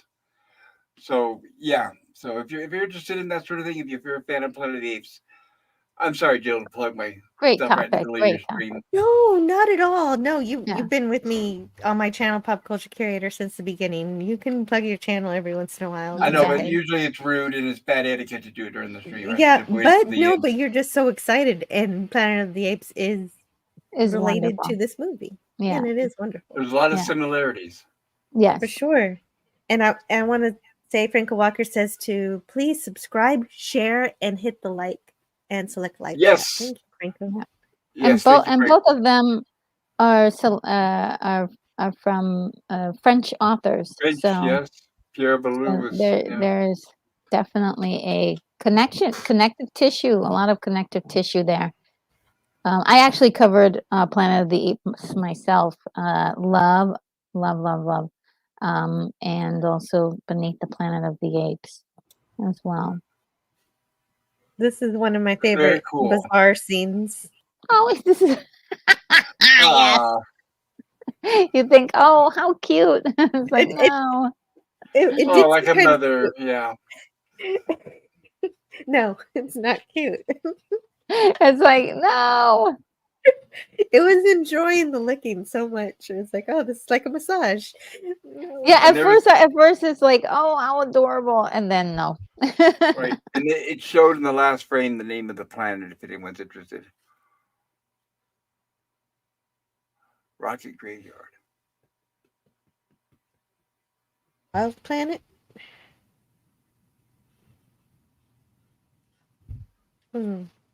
Well, this is where they go from just having little hovels underground and in skulls, and actually building a city with the rocket graveyard. Yeah, I love this part as they were discovering all these things and how to use and them, they how to put found- them they together. found- Yes. and Yeah. they found like a device that shrunk some of these items. So I thought that was cool. I was like, oh, it could make things shrink things down to your size. It was really That's cool. pretty smart. Yeah. Yeah, it's pretty great. I like that too. And they can put the components together, and so this is how they make their rocket ships, and how they figure out how to escape to the moon. But now they have proper clothes on. Right. I don't need my little bars anymore. Well, it Oh, shows like as almost. they become more intelligent and they become a society, they start wearing clothes. Well, they didn't. Yeah, they don't need the aliens that make those, that were making those rags for them. Yeah. But it's interesting Right. that And Terror looks like he's in his 30s, 40s. So you can see people are getting older. Well, that's Terror on the right, correct? yes, that Yeah. is true. That's right. Okay, so Yeah. he's relative, but you can tell they are aging. And what I was Mhm. mentioning is a few frames ago, they said 3 seasons had passed. So they Mm. are establishing that time is passing. So it's not like they're learning all this overnight. Yeah.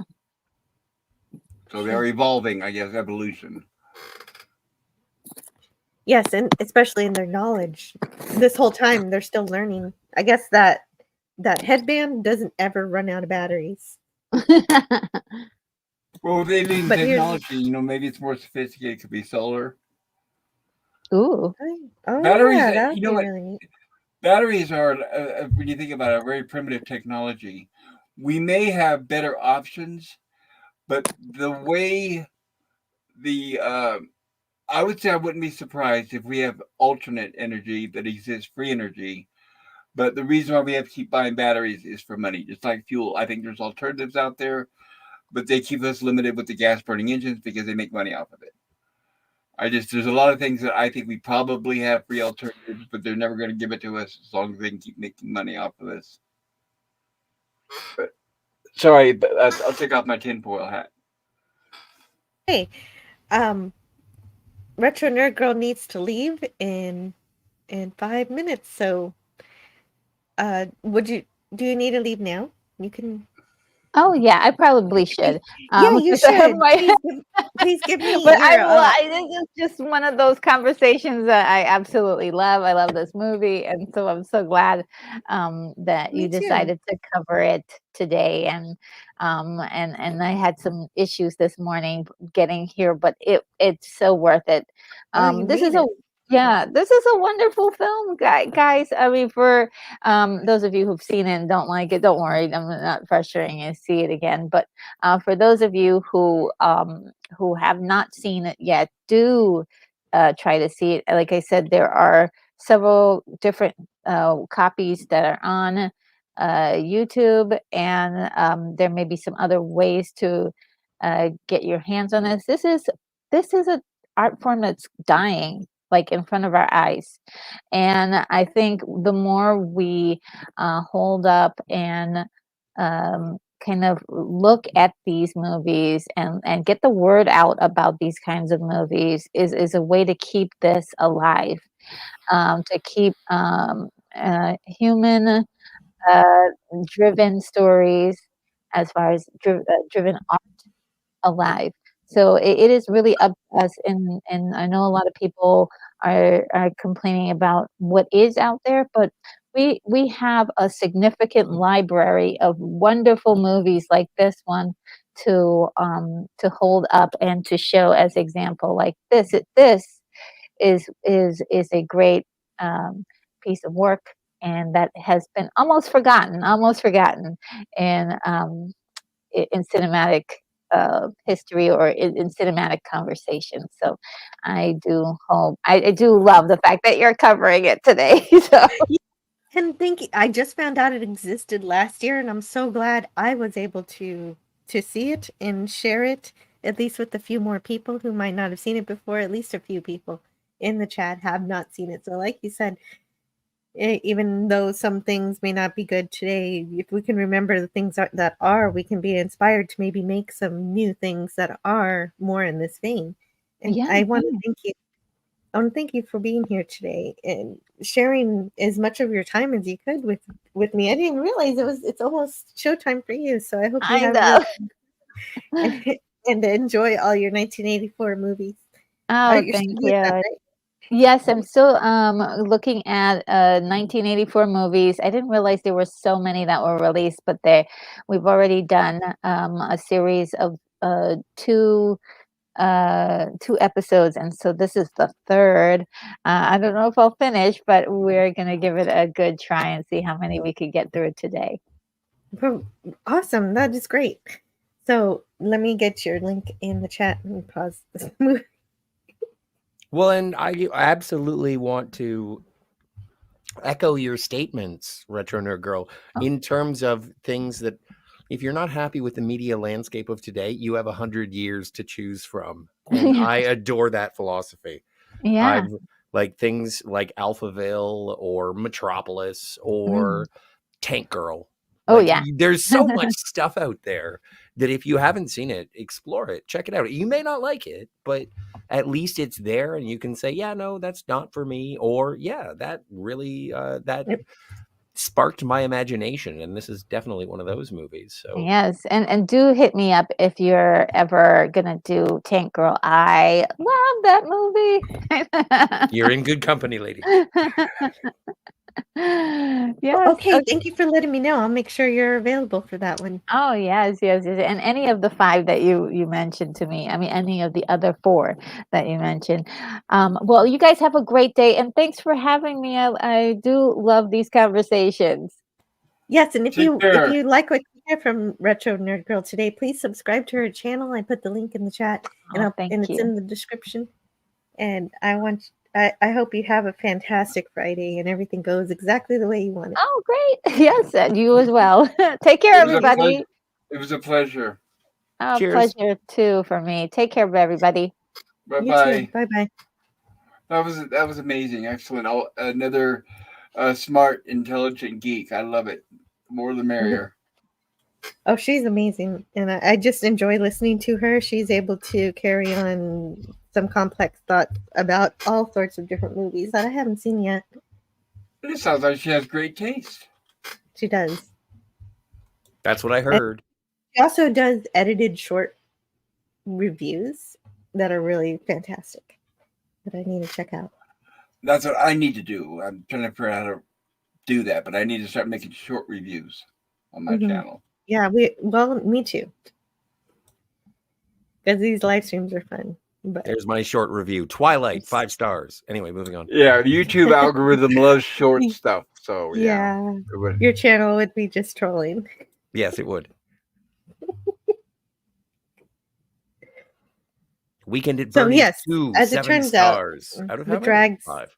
use their meditation to travel to the moon to meet with people from other galaxies to mate with, because they can't. I guess they just can't do it the normal way anymore. Well, no, it's would you be so kind as to put the dance scene back up in the slides? Yes, of course, I will. Hold on just a moment. I think it's fascinating because I don't think that this is all just the drags. This is this Well, it's is not other just the dregs, species. it's people from other galaxies. Exactly. And so this is almost like the UN, this planet. This is where the Fantastic Planet gets its title. It's not Berg that is the Fantastic Planet. It's the one where the meditation happens, where the ohms go in their 2 rockets, and they're then surprised. they blow up the UN, the intergalactic UN. Well, okay, it's like UN. If the UN was an orgy. Yeah, that's what I was hoping it would be, but then they did bureaucracy, and that was no fun.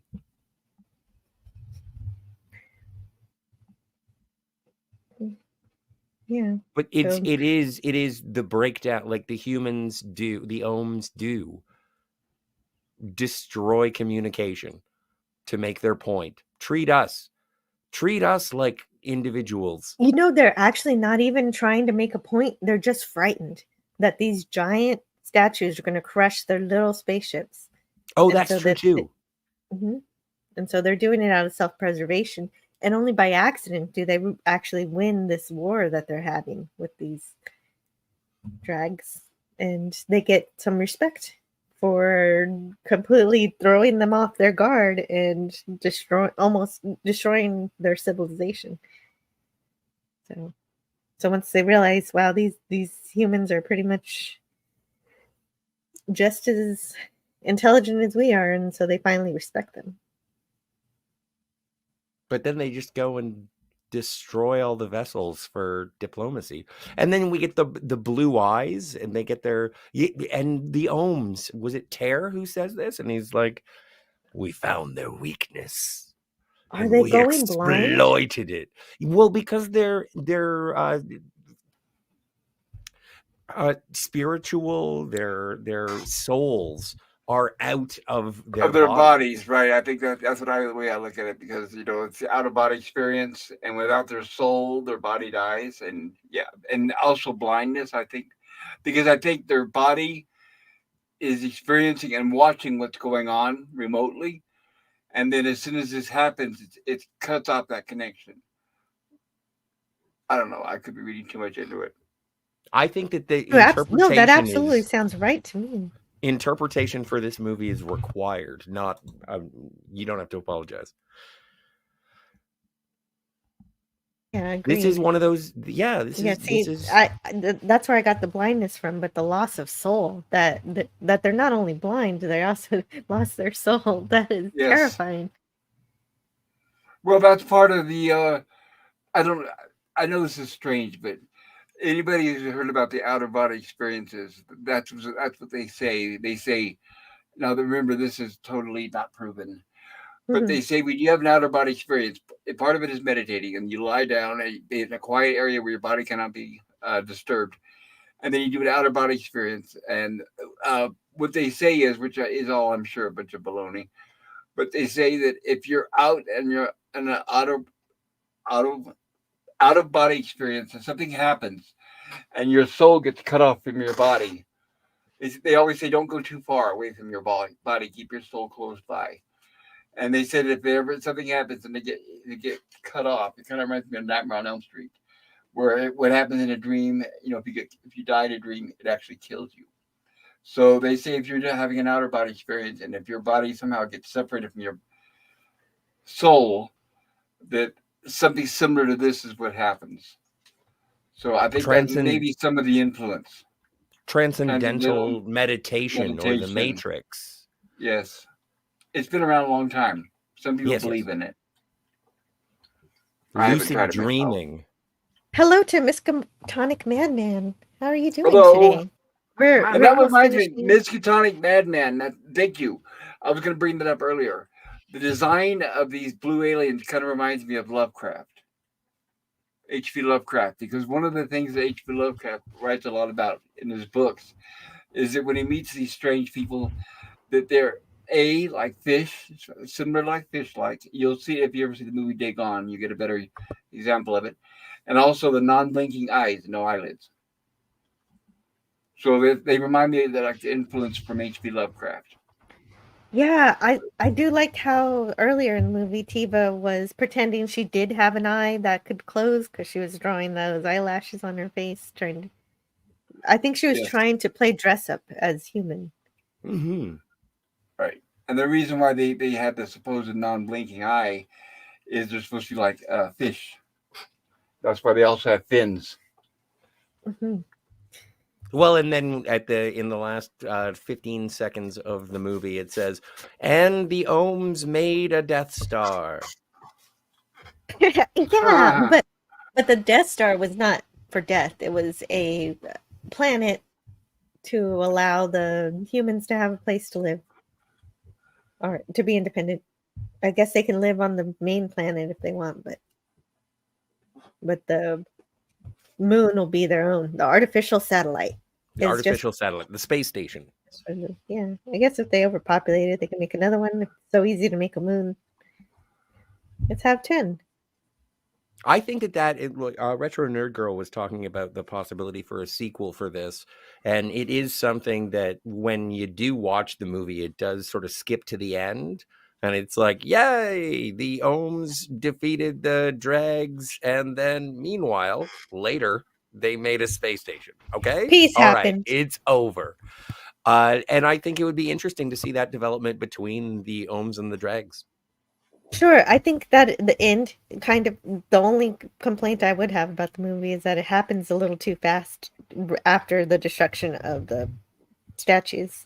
Like you could have done 10 more minutes. You could have done 10 more minutes, but again, it is a tumultuous production.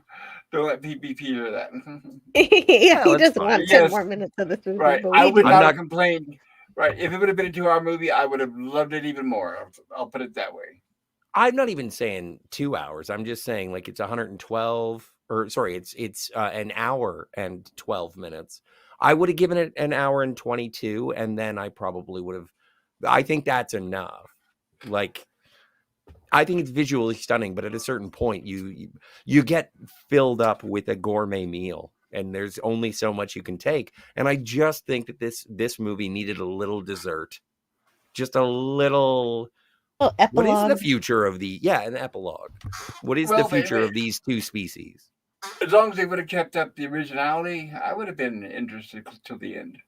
Yeah, because it never seemed to let me down. I mean, it was always interesting and a lot of unexpected things. So I think if it had been 2 hours, I think with their mental process, they could have kept it interesting without it just suddenly slagging off. But I know it did seem rushed, obviously, because of due to maybe time. I don't know, but maybe budget. We don't know. Also maybe it could have been Soviet Russia invading Czechoslovakia. There were obvious reasons. The movie took 5 years to make, by the way, so it wasn't rushed.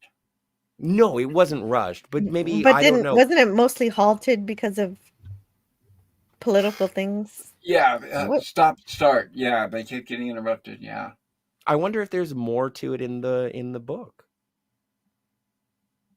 That's possible. Oh, that would be nice to know. Well, I can't read, especially not French.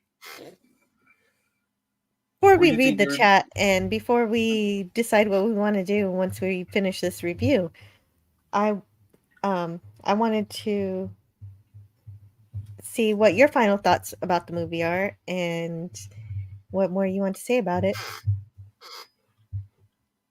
Who's up? Who's on first? Scotty, go for it. I know that Jill, you even have a longer history with this movie than I do.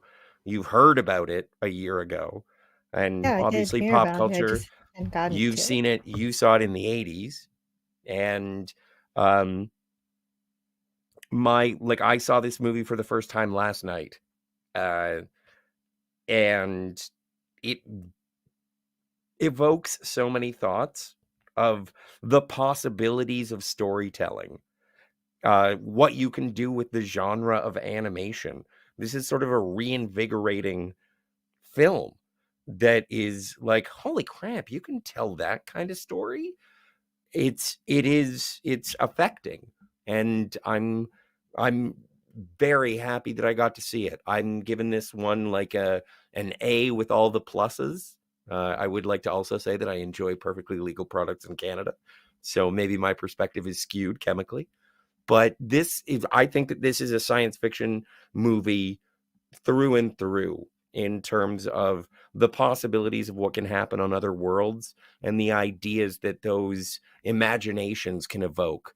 I think that this is such a good flick. I appreciate everybody who made it a priority for me to see it. So, A with all the pluses. Oh boy, yes. Agreed. Pop culture curator, thank you for showing up today and talking about this movie. You have a lot of enthusiasm for it too. The pleasure was all mine. Thank you for having me on. Believe me, I was very excited when I heard you were covering this. And I highly recommend, like I said, so when you show the trailer for this, you don't have to worry about getting flagged for the trailers, or how does that work? I'm thinking that the trailers are okay because they do clips. They don't show the entire scene. They don't go on and on with one scene. And typically when I have a clip that is less than 8 seconds, I'm okay. And this trailer seems to have followed that. Well, and also it's an art house film. It is a Criterion Collection honoree, I suppose, as being part of one of their highlight films, one of 6 animated movies in their catalog. International film. I don't know if it would be sort of flagged for copyright, just because it is one of those movies that is, I don't know, artistically enriching. So maybe you get out of jail free because it's special. Yeah, maybe so. But I'd been wanting to see this movie since my friend Hungry Boy recommended it. So he was the one he actually recommended it on our very first live stream together. We had Pop Culture about DeForest Kelly. He put in the chat to watch it, and then he was like, "Never mind, don't watch it." But then that was before he knew that I liked movies like The Expanse, like not The Expanse, Event Horizon. Yeah. Event Horizon. So once he went in that, if he would have known that, he wouldn't have unrecommended this movie to me. And so I really enjoyed going through the life of this young Ohm, learning how he gains the knowledge to win his freedom for himself and the others. And so I love the plot of this movie. The blue aliens were also relatable, since they're meant to represent us, who sometimes believe we're superior to other animal species, and also sometimes become consumed and distracted by things that cause us pleasure to the detriment of our other responsibilities. And so because of these aliens, we're just so busy meditating all the time, the humans were able to multiply and do what they wanted. And that's why I think that those parks were abandoned, because they weren't really being used anymore, because everybody was so busy meditating. So ignorance and hedonism is something that is cautioned against by this movie, which is interesting to me. I was thrilled the entire time I watched this, especially the weird, bizarre events that popped up in the nature and just the natural kingdom of this world were sometimes even more intriguing than the main characters. So knowledge is truly power, and I'm glad to see that showcased here. But also important was the teamwork, to go from the small hovels in the park to the grand city and the rocket graveyard and rocket depot. And so I think this was a really good movie. And something that we didn't really talk about was the part of the movie where the vacuum cleaners seemed to be coming and scooping up all the humans, and it was just it's also a horror movie. It's terrifying because genocide should be terrifying and appalling and disturbing. And here it's just treated matter of fact. It's just cleaning up. Yeah, they're just cleaning up the ants that are in the way. Yes, I agree. I give it an A plus plus plus. Obviously, a big fan of this movie. If I have a question, I don't know. I don't want to overstep my bounds, but it would have, since you showed the trailer for this movie, would it be okay if I share the trailer to Gandahar or Light Years? Oh, yeah, I don't mind. I mean, as long as it's like this trailer where it doesn't show the entire scene and just shows snaps. It's I want to be the trailer a long time ago, not recent. It's 2 minutes and 40 something seconds. It's probably fine. Yeah, just watch it and make sure the scenes are too long. I believe it's 1988. We should be fine. Yeah. All right, here we go. Sit back and expect something different. Like I said, it's from the same people that made Fantastic Planet. So, and don't tune out, guys. I hope you see it. All right, here we go. That's No Moon. All right, here we go.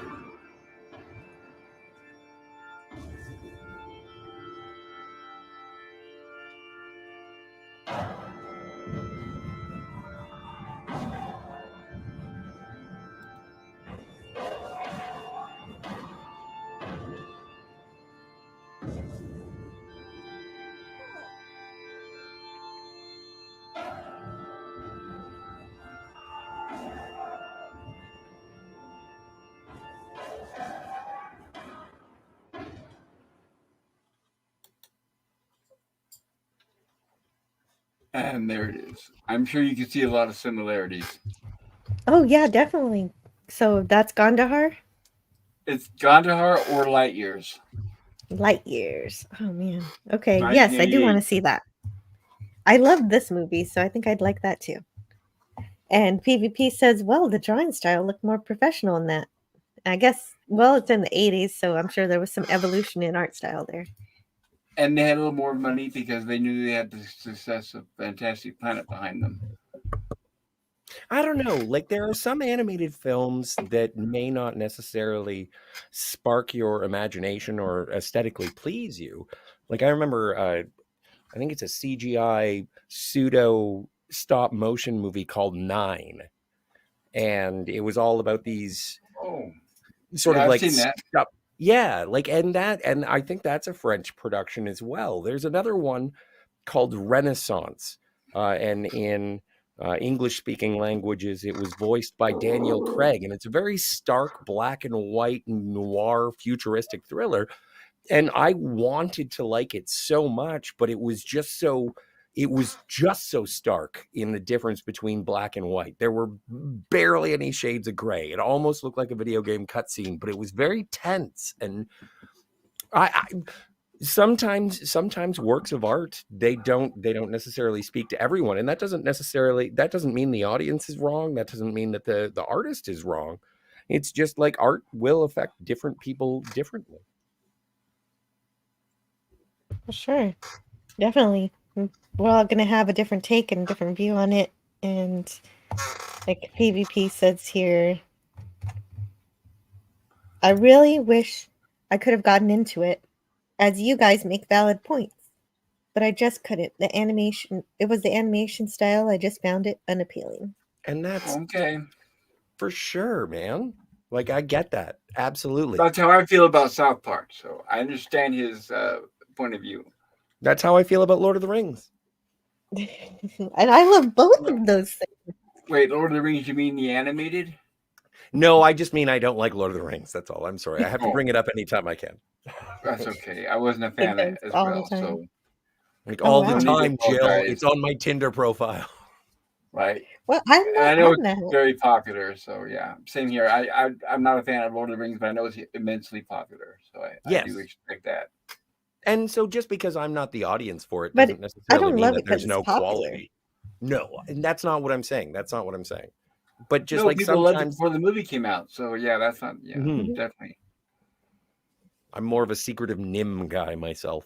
I love the book for Secret and Nim because it's like it's actually more science fiction. Because they're lab rats and they're given this medicine that makes them more intelligent and live longer, and so they develop a society and civilization. Jill, have you seen any of the Planet of the Apes movies? I have the first one only, Okay, gotcha. and so it was like a Twilight Zone episode. I really loved it. Right, you can obviously see the Rod Serling screenplay in there, right? Oh yeah, definitely. But there's so much more to it as well, just in terms of the production value and building the world. Mm-hmm. It's an admirable film. I really enjoy it. I did too. It was so fun. It was something unique to watch, and I've always enjoyed animation of lots of different styles. And I used to be so drawn to it as a kid, and it was almost like I was back in there in that state of mind of wow, look at this thing someone made. It looks really great. Well, what is your sort of off the beaten path animated movie? And if you would like to reference an obscure DreamWorks or a Disney or something like that, I'm just curious what your favorite animated film that isn't necessarily a Disney. popcorn pleaser. Let me see. I don't know. I can't think of my favorites like that off the cuff like you can. I have to reference what I've seen before. Well, in Pop Culture Curator, would this be at the top of your list? Absolutely. I was just thinking about your question, and I think my top favorites are this and heavy metal. Nice. Heavy metal is really good. The original, not the sequel, yeah.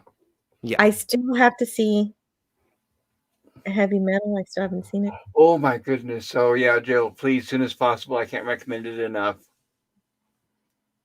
And especially if you like 80s music, 80s soundtrack. Oh, magnificent. Yeah. Journey, that kind of stuff. Well, Jill's a punk. Heavy metal would be right up her alley. So I do enjoy punk rock. Well, I don't know if it's punk rock, but yeah. Well, it's more it's obviously more heavy metal. I apologize. I misspoke. And it's an anthology. It's a bunch of short stories. Yes. But in terms of what animation I love anthologies. That's great. Yeah. Like it is quite good. I recommend it. As does everyone here. No, I'd say my favorite animated movie of all time. Well, my favorite animated movie of all time is South Park: Bigger, Longer, and Uncut. But my second favorite is Akira, which I think is a cyberpunk dystopian, amazing, something that blew my mind that I never knew I could see on film when I saw it. And I probably saw it in about like 1990, 1991. Now, is that anime style? Yes. Okay. And the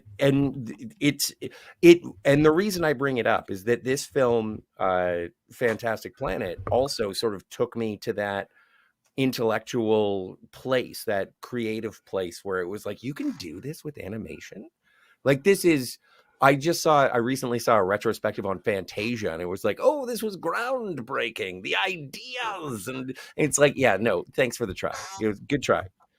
Not saying that Disney I didn't do like influence. Fantasia, though. Oh, I'm fine with it. I liked it as well, but it's all spectacle. There's not much plot to it. It's just spectacle. And exactly, it's more sit back and watch the pretty colors with the music. And I think that's how it was promoted. It was like, see the music, hear the images, is how Fantasia was presented. But with this, it's not disassociative of those two things.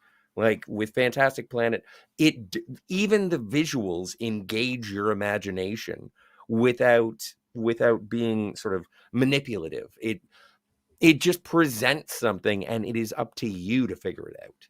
And I love that.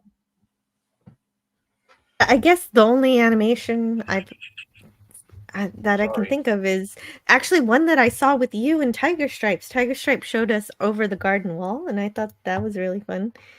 It was really neat. It was those little boys who got lost, and they were trying to find their way home, but they got stuck in this weird magical kind of fairy tale world with talking animals and things. And it was pretty good, I think. I'm not familiar with it. It sounds What? like language in the You were wardrobe. there. Yeah, you were there. I drank. You At were least there. physically, I guess, huh? He was physically there, and he enjoyed it I was too. doodling. The little boy had a rock where he would put like fun facts on there, like fun facts. Here are my fun facts. Anyway, yeah, I thought it was fun. Anyhow, that's the remember it animation I'm well. picking. You were there. You enjoyed it. I promise. And Jim Okay. says, I was told I had a good time. yeah, and well, this is a really old chat. Like he said this a long time ago, but we were way too into the film to talk about it. But now that we finished talking about the film, I want to get to check in with the chat and say to Jim, because if he's still here, he says, Jill, do I get a birthday video review on March? Well, I'm supposing he's saying, Jill, pretty please, may I have a birthday video on March? And I didn't know it was your birthday. That's great. Of course you can have a birthday video. So on which is on Friday, and I'll be 61. So on March 1st, for sure, we can do that. All you have to do is tell me which movie, send me a DM on Twitter, tell me which movie you'd like. Because I was already actually planning on March 1st, so I'm glad you told me now while it's not set in stone what I'm doing on that date. Is he a subscriber? Did he like and subscribe? Yeah, Jim, are you subscribed? I think he's subscribed. I think he is. Jim's on there. Yeah, he's on it. Yeah, he's on everybody's channel. Yeah, yeah, that'll be interesting. Yeah, Jim, I want to hear what your choice is for your birthday stream. That'll be interesting. Mm-hmm. Yeah, so let me write that down so I don't forget. Tuesday on my channel is my birthday stream for Gorilla, because we missed it when his birthday, which was not too long ago. So the Planet of the Apes, fittingly enough, is Gorilla's request. That's perfect. He wants to learn about his ancestors. His origins. Or where they're going, right? Or their future, his future. That's right. Right, their future, right. DJ Play Nice says, and I've just soundtracked it with whatever, probably something 4 on the floor to meet the beat everywhere, matching movement on screen. So I think DJ Play Nice has also sampled this movie in his music too, which is something that a lot of musicians tend to like to do. Makes sense. Tiki Doom was on edibles watching this movie too. Yay! Oh, there we go. Tiki Doom understands. Yes. Mm-hmm. Oh man, I never would have been able to read the subtitles if I had been under the influence. Well, then check out the dubbed version. It is dubbed. Watch I recommend it.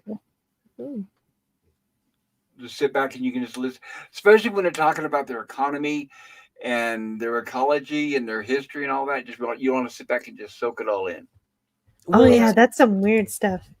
It's a movie that I want to get on Blu-ray because of the artistic style. Like it's just part of the thing that I'm overcome by is just how alien it is, and that is the point. It did something. It did something in my noggin.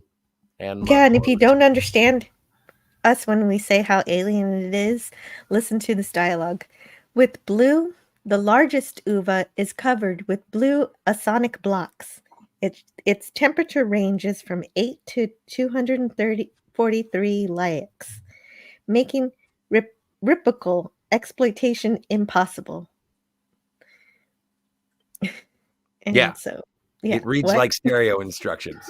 Right, that's what I mean by if you're physically reading it, your mind is trying to comprehend what all these words mean at once, and it's going to be hard to keep up the movie. So, if you can get the dubbed over, and that way it's much easier. Your mind can catch up, I guess. And well, even worse is fixations block offset pontic, rebation, Earth-shaped globes regulate pressure. I love these. The O'Malley globes, yes. The O'Malley globes regulate the pressure. This is important information, guys. Right. Remember that, everybody. And I think that is something in terms of communicating with the audience, that if you don't understand what's going on, don't worry, neither do our protagonists. But eventually he does learn and he rises up. And he makes a Death Star. Mm-hmm. Yeah. But not for that. Cam left. Hello, Cam left long. Well, actually, he left a long time ago. Cam. Bye, Cam. Take care. Hello, goodbye. Hello and goodbye, Cam. But he wanted to talk to Spidey and tell him that he had a good stream last night. And he's excited to be on for Spain, and supposedly I'm supposed to be there for that. And even though I don't know about Spain, my ancestors are just from there, so I guess I have to do some reading to join Spidey for that one. So that'll be fun. Wouldn't. What? Wouldn't what? Well, no, I'm lazy. Yeah. But I like to read. Oh, then you do you, yo. Oh, can I do this one? DJ Play Nice says, Dr. Zaius, Dr. Zaius. Dr. Zaius, Dr. Zaius. Dr. Zaius, Dr. Zaius. Ooh, Dr. Zaius. Dr. Zaius, Dr. Zaius. Yeah. Something about playing the piano. Well, can I play the piano anymore? Of course you can. Well, I couldn't before. Anyway, now we're definitely struck. I don't think so. We're okay. Right. That's amazing. Planet of the Apes does have very similar things, and it's a better film for me. The apes' masks are great. Right, yeah, the great John Chambers, excellent makeup. And I agree with Tinky Doom. Retro Nerd Girl is legit, knows her stuff. Sure, I'm like so lucky to have her on. When I agree. She is so fun to hang out with, and I'm glad that we got to hang out for the first time on Coneheads. Coneheads, and then Bicentennial Man, and now this one. So now I've got a trilogy of Retro Nerd Girl.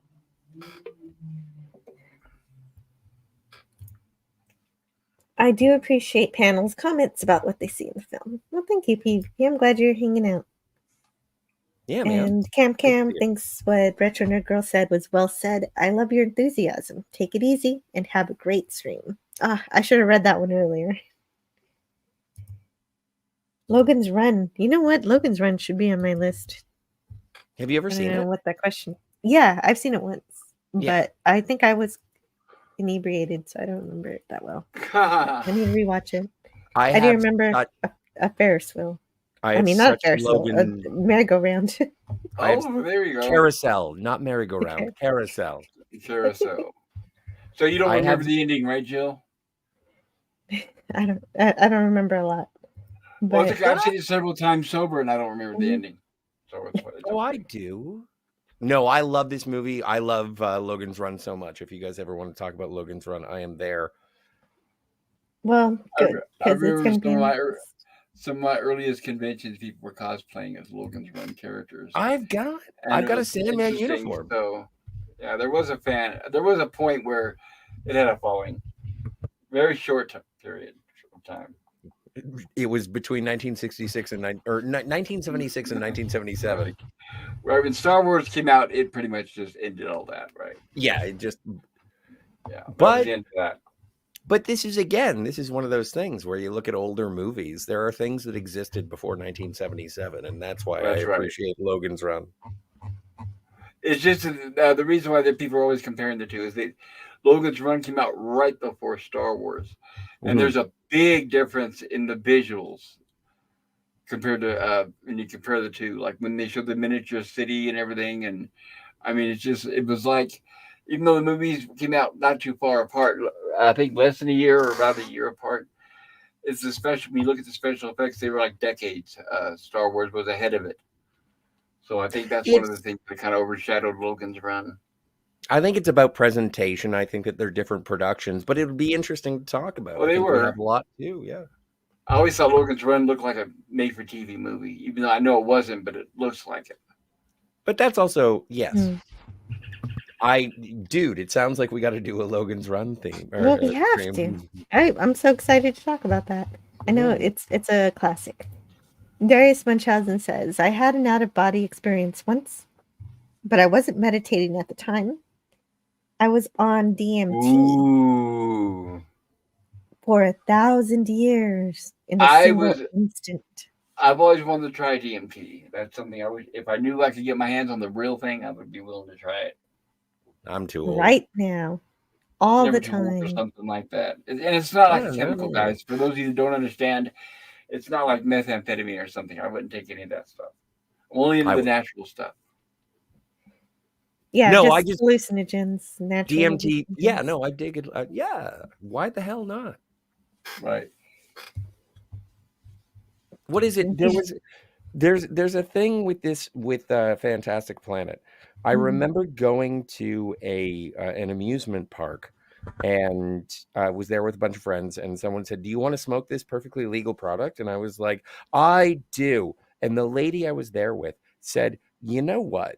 The normals come to amusement parks so that they can get dopamine and adrenaline so that they don't smoke perfectly legal products.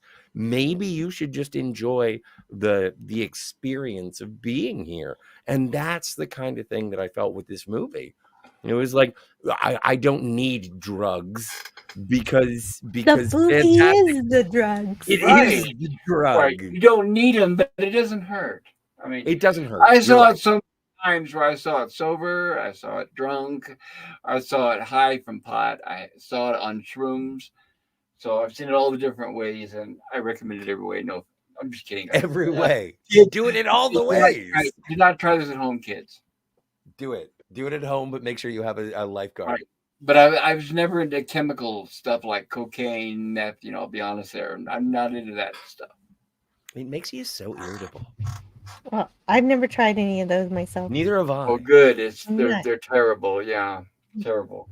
I lost good No, friends from that stuff. I was a kid in the 90s. They threw all those PSAs at me. I was like, okay, not touching that. Just say that's no, good. right? Yeah, just say no.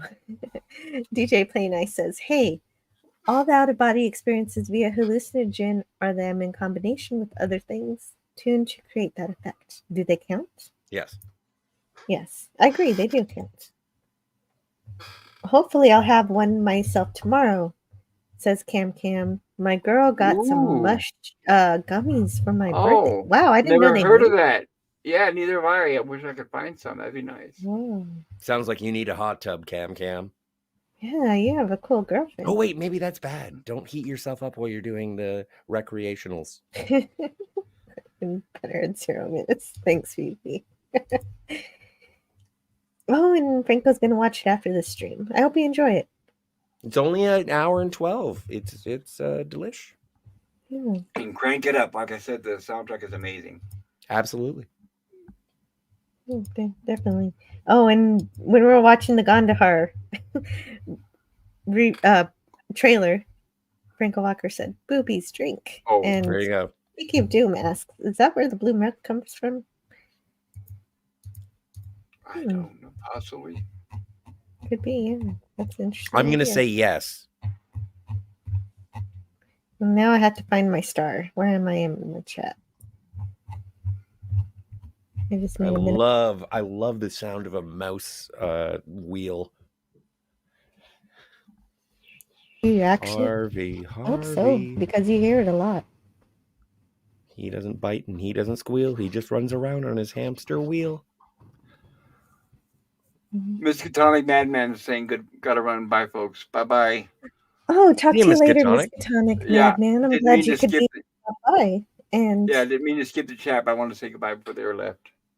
that's okay. No, don't worry about that. And yeah, absolutely. When I have guests on and they see that other people are leaving, I do appreciate the notice for that, because I'm all the way up in the chat because I'm going to everything I haven't seen yet.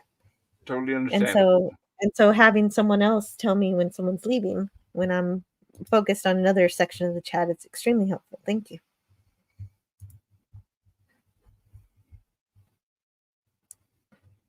And Edge of Time is saying, I liked the art style as a child because it seemed approachable.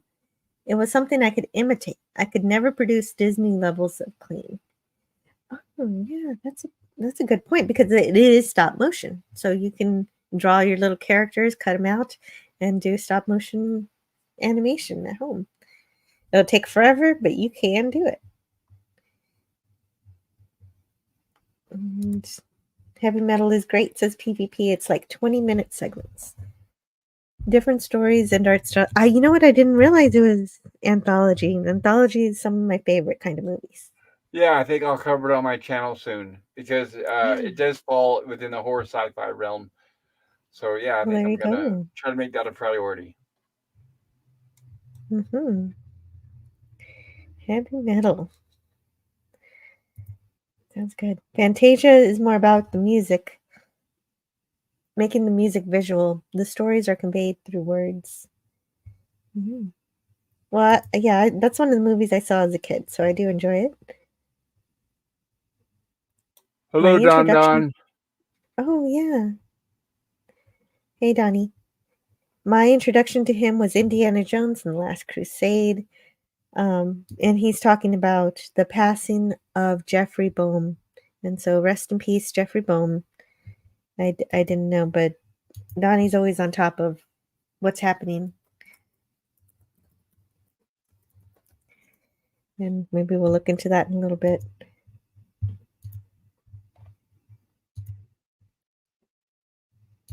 And let's see what we got here. Speaking of Disney, who's ready for a revival of The Wizards of Waverly Place? I've never seen the original, so I don't know. I haven't heard of that one. I'm glad you're excited for it. Darius says, oh, he's singing.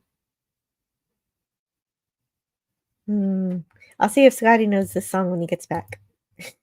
Otherwise, I'll read the lyrics in a minute. But if he wants to sing, I don't mind. Simon in the Land of Chalk Drawings. Oh, that sounds fun. You know, my name is Simon, and the things I draw come true. That sounds something familiar. I feel like I've seen it. But I don't remember Simon. That's his name. Good to see Pops on the stream today, says Tiki Jim. Yeah, definitely. I'm so glad that Pop Culture Curator was here to help cover this movie. He was a real great benefit to it. Thank you. Good to be here. Appreciate it. Happy to hear from you. The Ginger Menace says, I felt so bad after I missed your last stream to Canadian Spider-Man. I don't think I want to do that missing it again. I listened to it as I was dozing and thoroughly enjoying myself. Oh, well, you know, you'll make it to the next one, Mary. It'll be all right. So if nobody knows, Canadian Spider-Man is doing some live streams now every Thursday covering all of the amazing places that he's traveled. And so if you want to live vicariously through the life and times of Canadian Spider-Man as he travels around the world fighting crimes and eating really cool food, then check out those live streams. On Thursday, kind of later in the night, I think it's like the last one was 11 p.m. Central. Rumor has it many of Gorilla's ancestors appear. Oh, but isn't it descendants? I think that's what we were figuring out. Yes. Many of Gorilla's descendants appear in Planet of the Apes.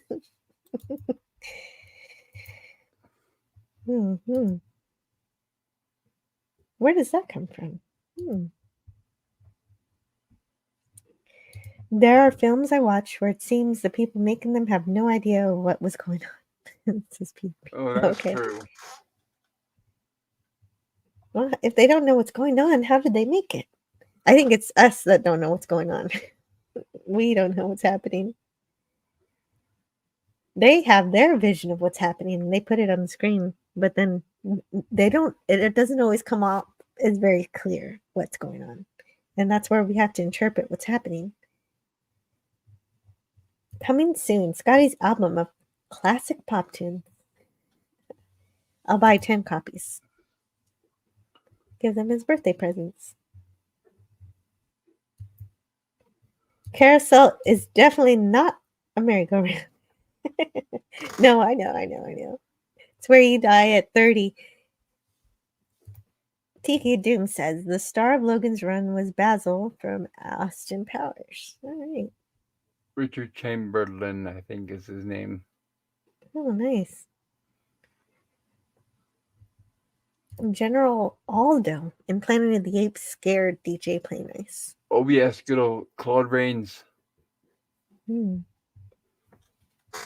Anybody who's experienced DMT knows what I'm talking about.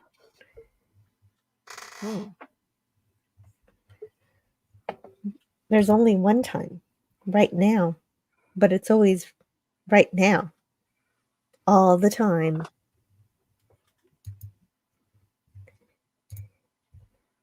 "10 years from now, when will it be? 2034? It will be right now." Yeah, can't argue with that. The logic is tight. DJ Play Nice says, E-Bomb, Molly, Scooby Snacks. The early 90s rocked. I was like, E-Bomb. What's E-Bomb? And early 90s with Scooby Snacks? I think that kind of tells us about DJ's age. Cool. Sure. For me, And Scooby rave. Snacks means 60s, 70s because I'm much older. Mm-hmm. Oh, and if it's about raves. Yeah, I didn't go to raves in the 90s because I was in elementary school. Well, I'm glad you weren't at the raves then. Yeah, right? That would have been crazy. Tiki of Doom says, Cam gone too soon in a drug-crazed hot tub incident. Oh, no. He'll be with his girlfriend. She'll save him. See, that's why it's great that he has a girlfriend, because she can make sure he doesn't die in the hot tub. Yes. Please keep on keeping on, Cam. Party but within responsibility. Be responsible. And what? Canadian Spider-Man has been to Ibiza and caught a David Guetta set. I don't know. I don't know what any of that means. I don't know what that means either. But you know what? I think that's some musician stuff that I Sounds should like know, it, yeah. but I don't. I remember when we had to swap out the egg yolks in our mice. What? I don't understand the sentence either. I don't know. Well, yeah, I'm not sure. Are you talking about like in science class at school or? I don't know. I guess I never dissected a mouse, so I didn't realize this was part I of the... dissected a frog. Yeah, I dissected a frog. I dissected also a squid, which some kids were not paying attention to the teacher while we were dissecting the squid, so half the class got sprayed with ink. Ha ha ha ha.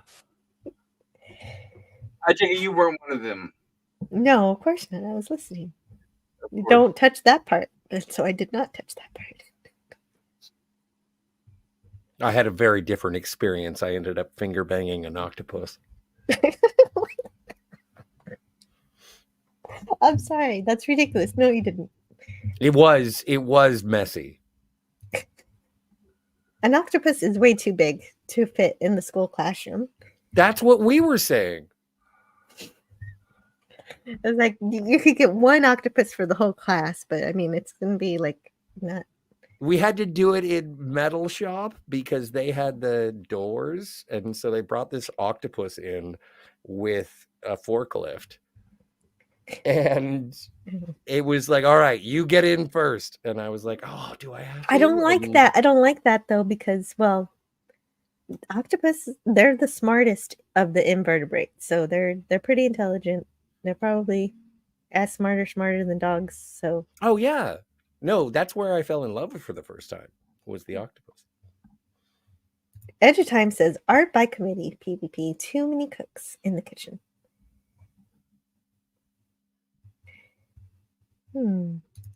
Edge of Time says the only reason for time is so that everything doesn't happen at once. Buckaroo Bonsai. Oh, is that a quote from me? I don't remember that quote, but I like it. Yeah, I do like it as well. It could be because there's comic books, there's actual books, and there's all sorts of different mediums for Buckaroo Banzai that we haven't even explored. And I want to see it all. But well, it's very strange. Scotty's Tales of Depravity. Yeah. That's usually how these go. Just be comforted that none of them are real. Yeah. No octopuses were harmed in this tale. Did Jerry? Do you know the song that Darius is singing here? No, I don't. But I'm sure that it is lovely with guitars and blueberries. Yeah. Drive it on up and let's cruise a while. Leave your troubles behind. You can hedge your bet on a clean Corvette to get you there right on time. And there you go. So I hope everybody enjoyed this review of Fantastic Planet. It's a movie I'd been wanting to see ever since I started my channel. So this was amazing that it came up almost nearly on my 2-year anniversary. So my 2-year anniversary is going to be next week on February 15th. I probably will do nothing on February 15th because I thought we have a plan. Well, February 14th is Valentine's Day, so I'm doing nothing. And February 15th is my anniversary. And we're doing IQ. We're doing IQ on Friday, which is February 16th. So that's going to count as my 2-year anniversary live stream. That's going to be a fun one. Yeah. Not as abstract as this one. Jill? Yeah, 2 years. Wait a minute. Wow. Is it just 1 year? Or is it 2 years? More than one. You're talking since the first original DeForest Kelly stream? Yeah. Yeah. Wow. Yeah. I believe you. I just didn't know. I didn't know. It's crazy, right? Yeah. Well, and that's going to be such a fun. If we do, I don't know.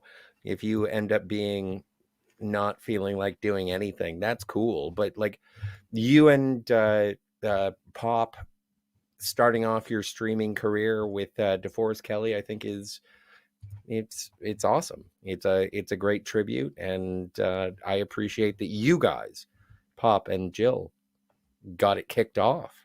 I get to show up later and be, an imp. But you guys, I need to go back and listen to that. I'm sure we both sounded a lot different. We did, better. And I was no. What? Maybe Pop, but not me. I've grown and changed quite a bit with the way that I present myself, and I think I've gotten better. I hope I've gotten better, because if I'm not improving, what the hell am I doing? Right. So I want to make sure you guys get a chance to talk about what you're doing around the internet before we go. So please tell me what's going on, Scotty. I'm on X. I've lost a lot of followers because I've decided to eliminate all the sex bots. So if you guys want to support me over there, it's weird that I got rid of sex bots, but I had to. They were just clamoring for my attention. And then also over on the Phantasmagorium, my friend Kat and I have been talking about Fargo. And so we do that on Thursdays when time permits.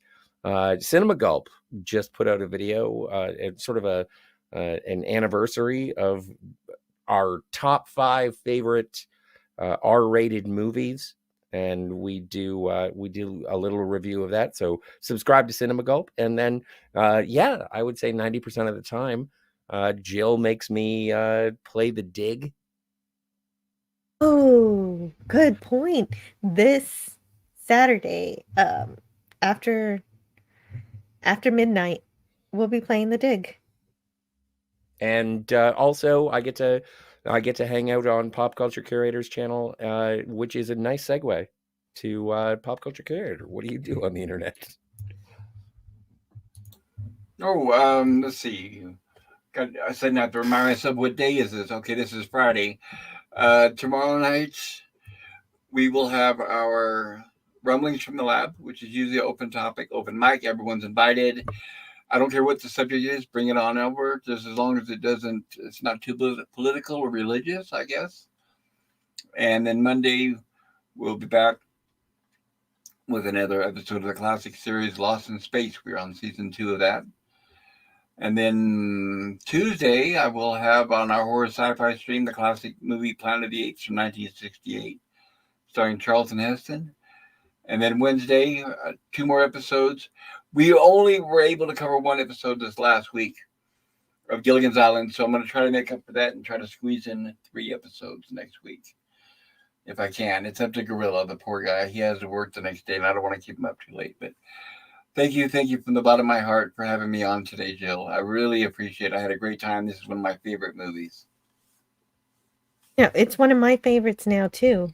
And so whenever Scotty asks that same question he asked today, the answer is going to be Forbidden Planet. I just couldn't answer with that today because that was today's fantastic Planet. I mean, Forbidden Fantastic Planet. Forbidden Planet. But you know what? Forbidden Planet is my favorite too, so I would be okay if I accidentally get that mixed up, even though that's not animated. It does have animated elements in it.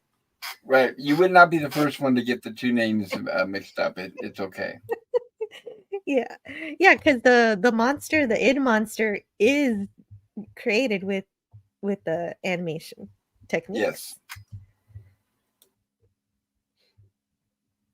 Yes. So I can just fake my way out of that conundrum. But anyway, I also have a channel. Obviously, we're here on it now.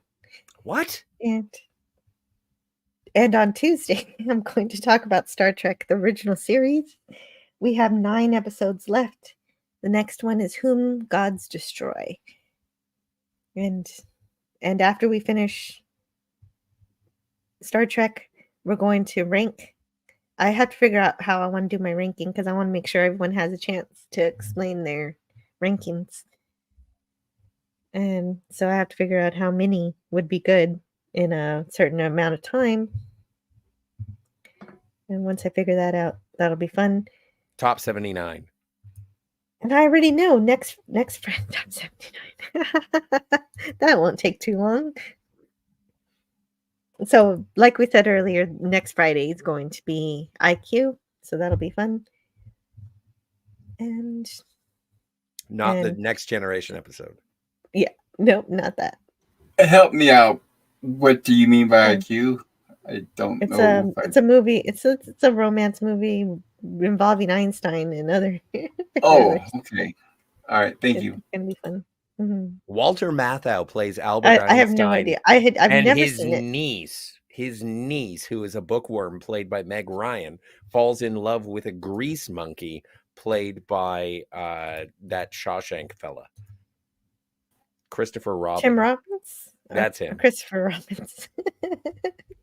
When you mentioned Walter Matthau, I remember the trailer now when it came out. I'm looking forward to it. I've never seen it before, and I think I hope it's going to be good.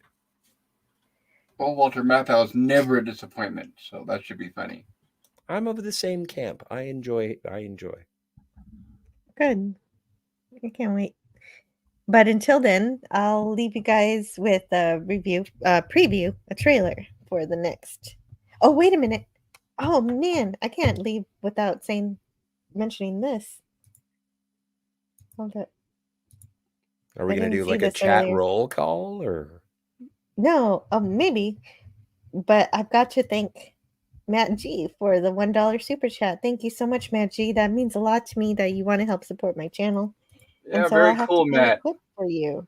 Thank you, Matt G. What should I play? Reminder, everybody, hit the like button if you haven't done so. No, never give up, never surrender. Yay. Well, and I brought a few more of my Galaxy Quest clips back too. I need to bring more in than that. Oh, they're over here. Look, I have one job on this lousy ship. It's stupid, but I'm gonna do it, okay? Yes. Did you have to delete videos to make room for more? I did. And then Darius Munchausen told me that I could have 10 different brands. So now I can have 1,000 videos. So now I have room for lots more videos. I'm That's overflowing with interesting. room. That's It's yeah. amazing. I have to remember to ask you later on another stream how to do that. It's quite invigorating to have all this room.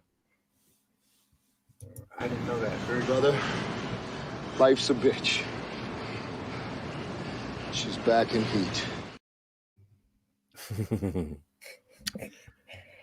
I could even bring back some of these season 3 Orville videos that I had. This was what Orville was good for.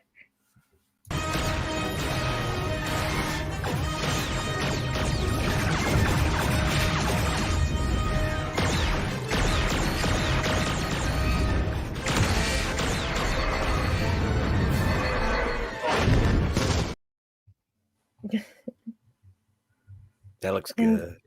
Yeah, I miss when they made good episodes. Well, I miss when they made episodes.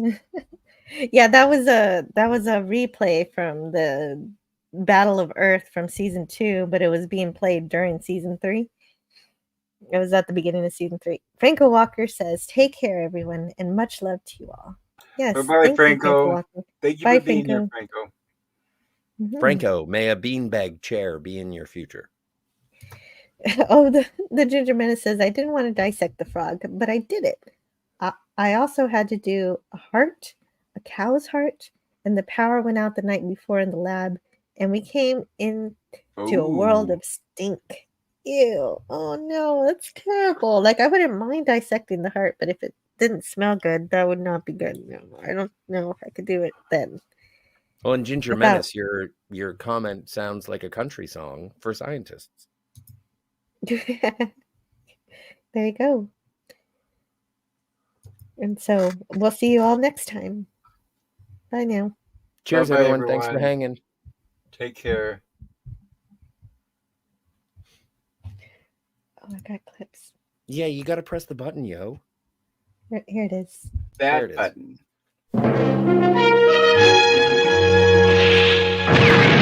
There's been an explosion on Alba 2. 0.95. Must have wiped out everything. We hereby proclaim that I am Lord Garth, Master of the Universe. On your knees before me! All the others before me have failed. Ship's phasers to narrow beam. Queen to Queen's level 3, Captain Kirk. No, you mustn't do that. I can get him to tell me what you want to know.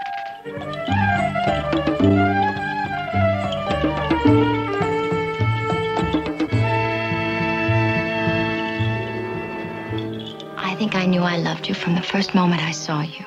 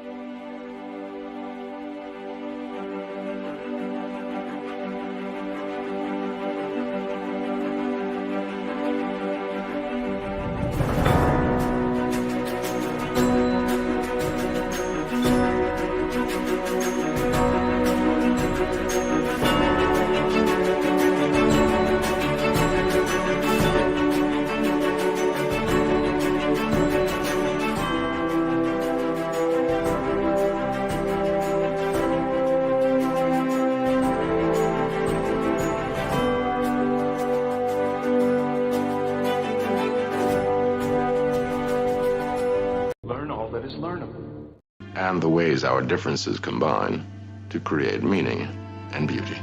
It has always been easier to destroy than to create.